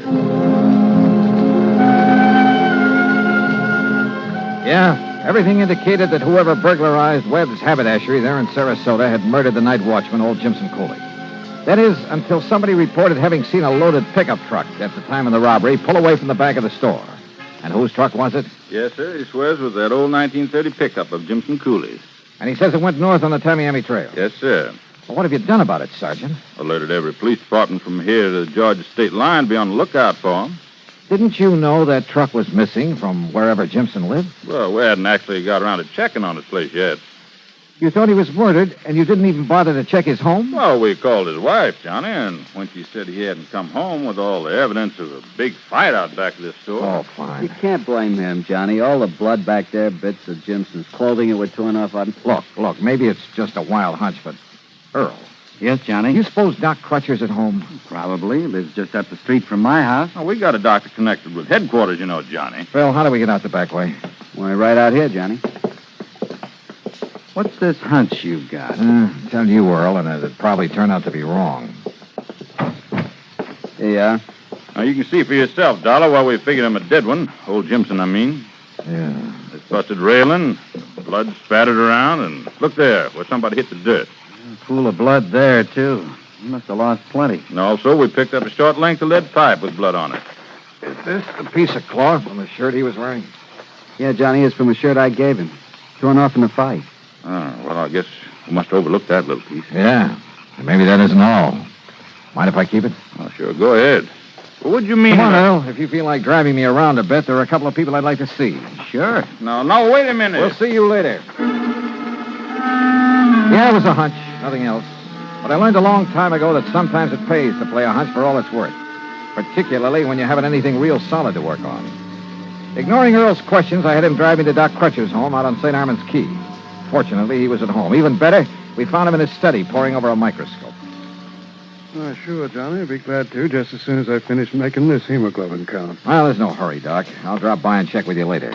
Jimson Cooley, huh? We'll see. Look, Johnny, do you mind telling me what this is all about? Not until I'm sure myself, Earl. Listen, do you think you can find out where old Jimson's wife lives? Well, sure, I guess I Don't could. you mean widow, Johnny? Maybe. Well, last I heard... Everything I've heard, well, it doesn't all tie up. But, Johnny, if Jimson's still alive... That's what I'm banking on. Come on, Earl.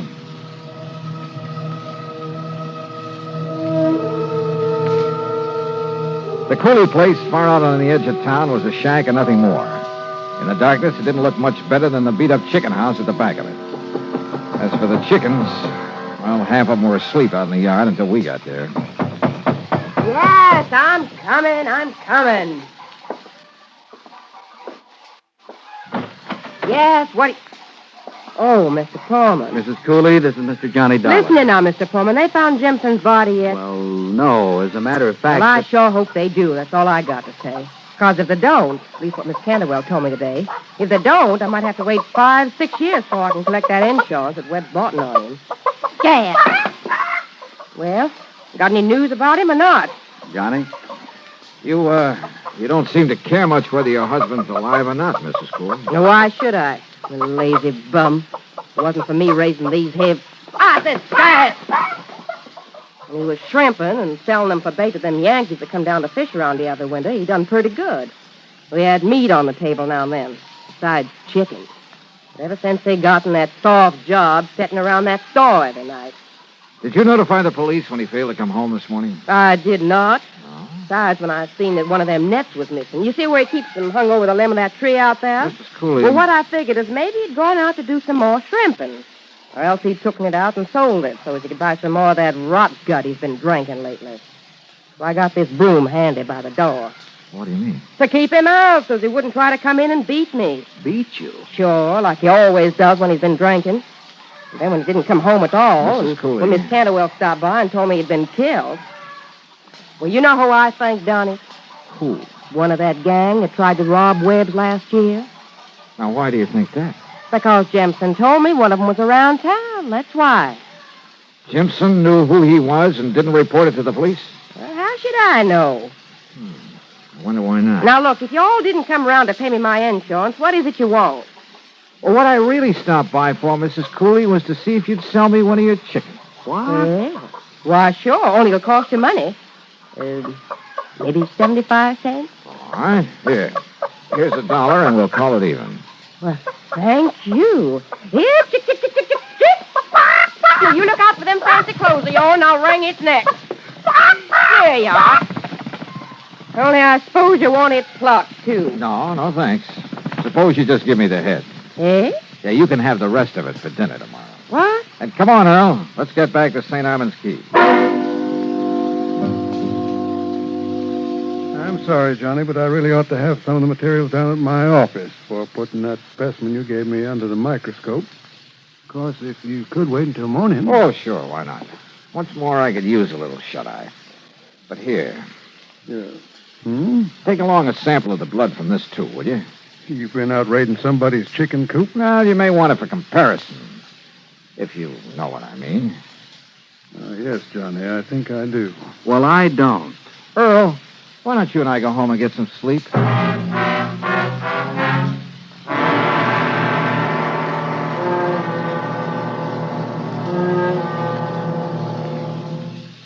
Act 3 of yours truly, Johnny Dollar, in a moment. Do you know who said, "That man is free who is protected from injury"? Those words came from Daniel Webster, one of the most eloquent orators in American history. Webster knew that a man could not be free unless he lived in a country which recognized his right to freedom and created laws to protect that freedom. A slave state may say that its citizens are free, but as long as a single citizen can be harmed by the whim of a country's rulers, true freedom does not exist. A man is free only if his rights to freedom are protected. Remember the words of Daniel Webster. They are part of your American heritage. The free man must be protected from injury. And now, Act 3 of yours truly, Johnny Dollar.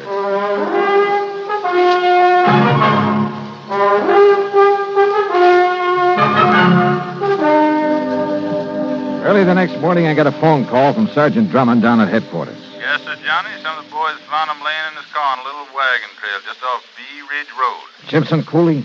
Jimson Cooley. Must have been laying there unconscious ever since the burglar slugged him and took him out there. But he's a rugged old cuss, so he's in pretty good shape now. What did he say about that burglary, Sergeant? Same as we figured.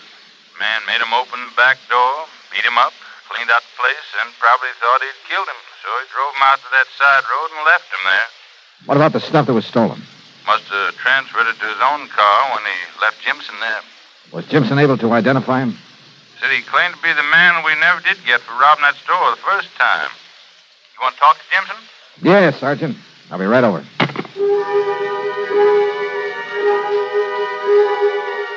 I had Earl drive me down to headquarters. I saw Jimson Cooley, talked to him, but learned nothing from him I didn't already know. He was a disagreeable old coot, the sort who would get drunk and beat his wife. He still wore his badly torn clothes, and yes, he had a couple of cuts and bad bruises.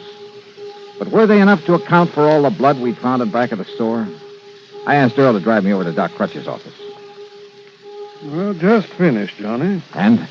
I'm sorry, but the blood that was spilled out in back of that store was not chicken blood. But... Well, now I see what you were driving at, Johnny. You figured maybe Jimson had done the robbery himself. Wait, Earl. Then he'd covered the place with chicken blood to back up that story of a fight with some burglar. Oh, I think he was in a fight, all right. Huh? But I don't think he lost. Doc? As I started to say, I wanted to check the blood on that piece of his shirt you brought me here in the office where I have a record of Jimson's blood type. I got it when I made his insurance examination. Or was it his? On the shirt? It was human blood, all right, but not Jimson Cooley's. All right, then. I guess his story of having been forced to open the store, then beat up and knocked out and left out there in his car by the burglar is true. Wrong, Earl. Well, what do you mean? Why not?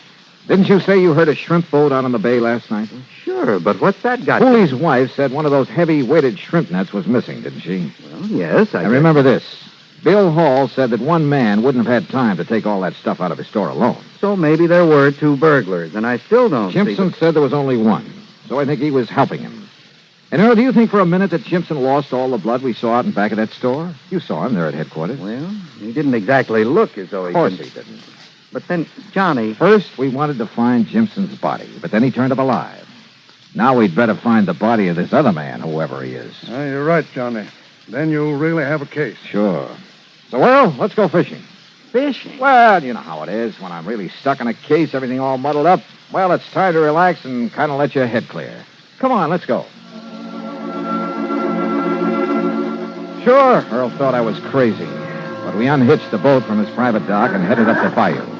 Then passed under Humpback Bridge and into the outer end of Sarasota Bay, out toward City Island, where WSPB has its radio tower. I tied on a heavy trolling rig and tossed the line overboard. Johnny, you're crazy to use that heavy rig out here. The water's real shallow. All it'll do is drag the bottom. A little slower, Earl. Here in the bay, we use live shrimp to get sea trout. You know, about a number 2 hook and no sinker, we bottom fish. Slower, will you? Okay, whatever you say. And so we trolled back and forth over the place where Jimson ran his shrimp line. Johnny, it's no good fishing here with that heavy tackle. If this is where he got his shrimp, there ought to be fish or something. Maybe I'm after that something. I think you've gone nuts. 10, 15, maybe 20 times I had to reel in the line and take off a clump of seaweed that had gotten tangled in it. Bill began to get impatient. If we were really going to fish, why didn't we do it right? Then suddenly the old fluger started to sing. Hold it, Earl. Kill the engine. Yeah, what is it? Just hold your horses. What under the sun have you tied into, Johnny? If this line will hold, we may have what I've been looking for. Can't imagine what kind of a fish would be that big here in the bay. Oh, fine, fine. All you've done is get snagged up in some old hunk of rotten fish net. Yeah, or a shrimp net. If you'll just help me get it aboard. Sure. Just a little more, Johnny, and I'll be able to reach the part where you've hooked into it. A little more. Yeah, I got it. Now give me a hand. Right. Here now. Oh, they put a lot of lead on these nets. But I never thought they could be this. John, look what's in it. Yeah. Good Lord. When Jimson was faced with the man's body wrapped in the net he'd sunk out there in the bay, he broke down and told us what had really happened. Even told us where the stolen stuff was hidden. Yeah, the dead man was one of the gang who'd robbed the store a year ago. He'd persuaded Jimson to help him do it again, offered him $100. But then when he had the stuff, he tried to run out without paying off. So, Jimson had killed him. Now the courts will have to take over. Incidentally, I understand that Webb's is installing a foolproof burglar alarm system. Expense account total $151.50. Yours truly, Johnny Dollar.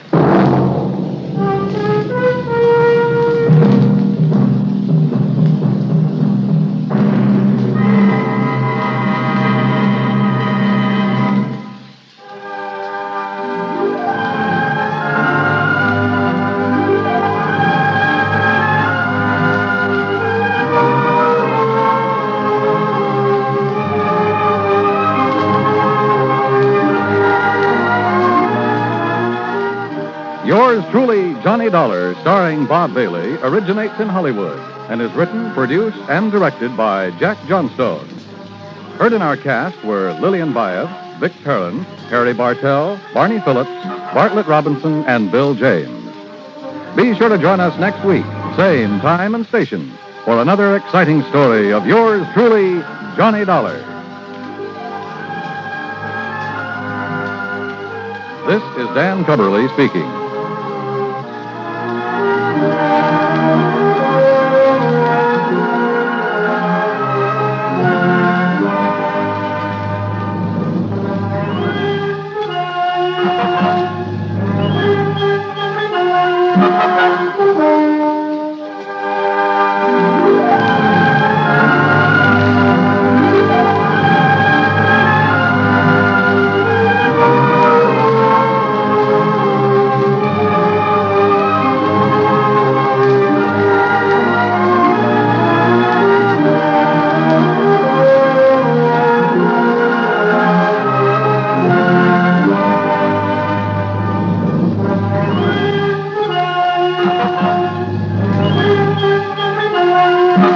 Johnny Dollar has come to you through the worldwide facilities of the United States Armed Forces Radio and Television Service.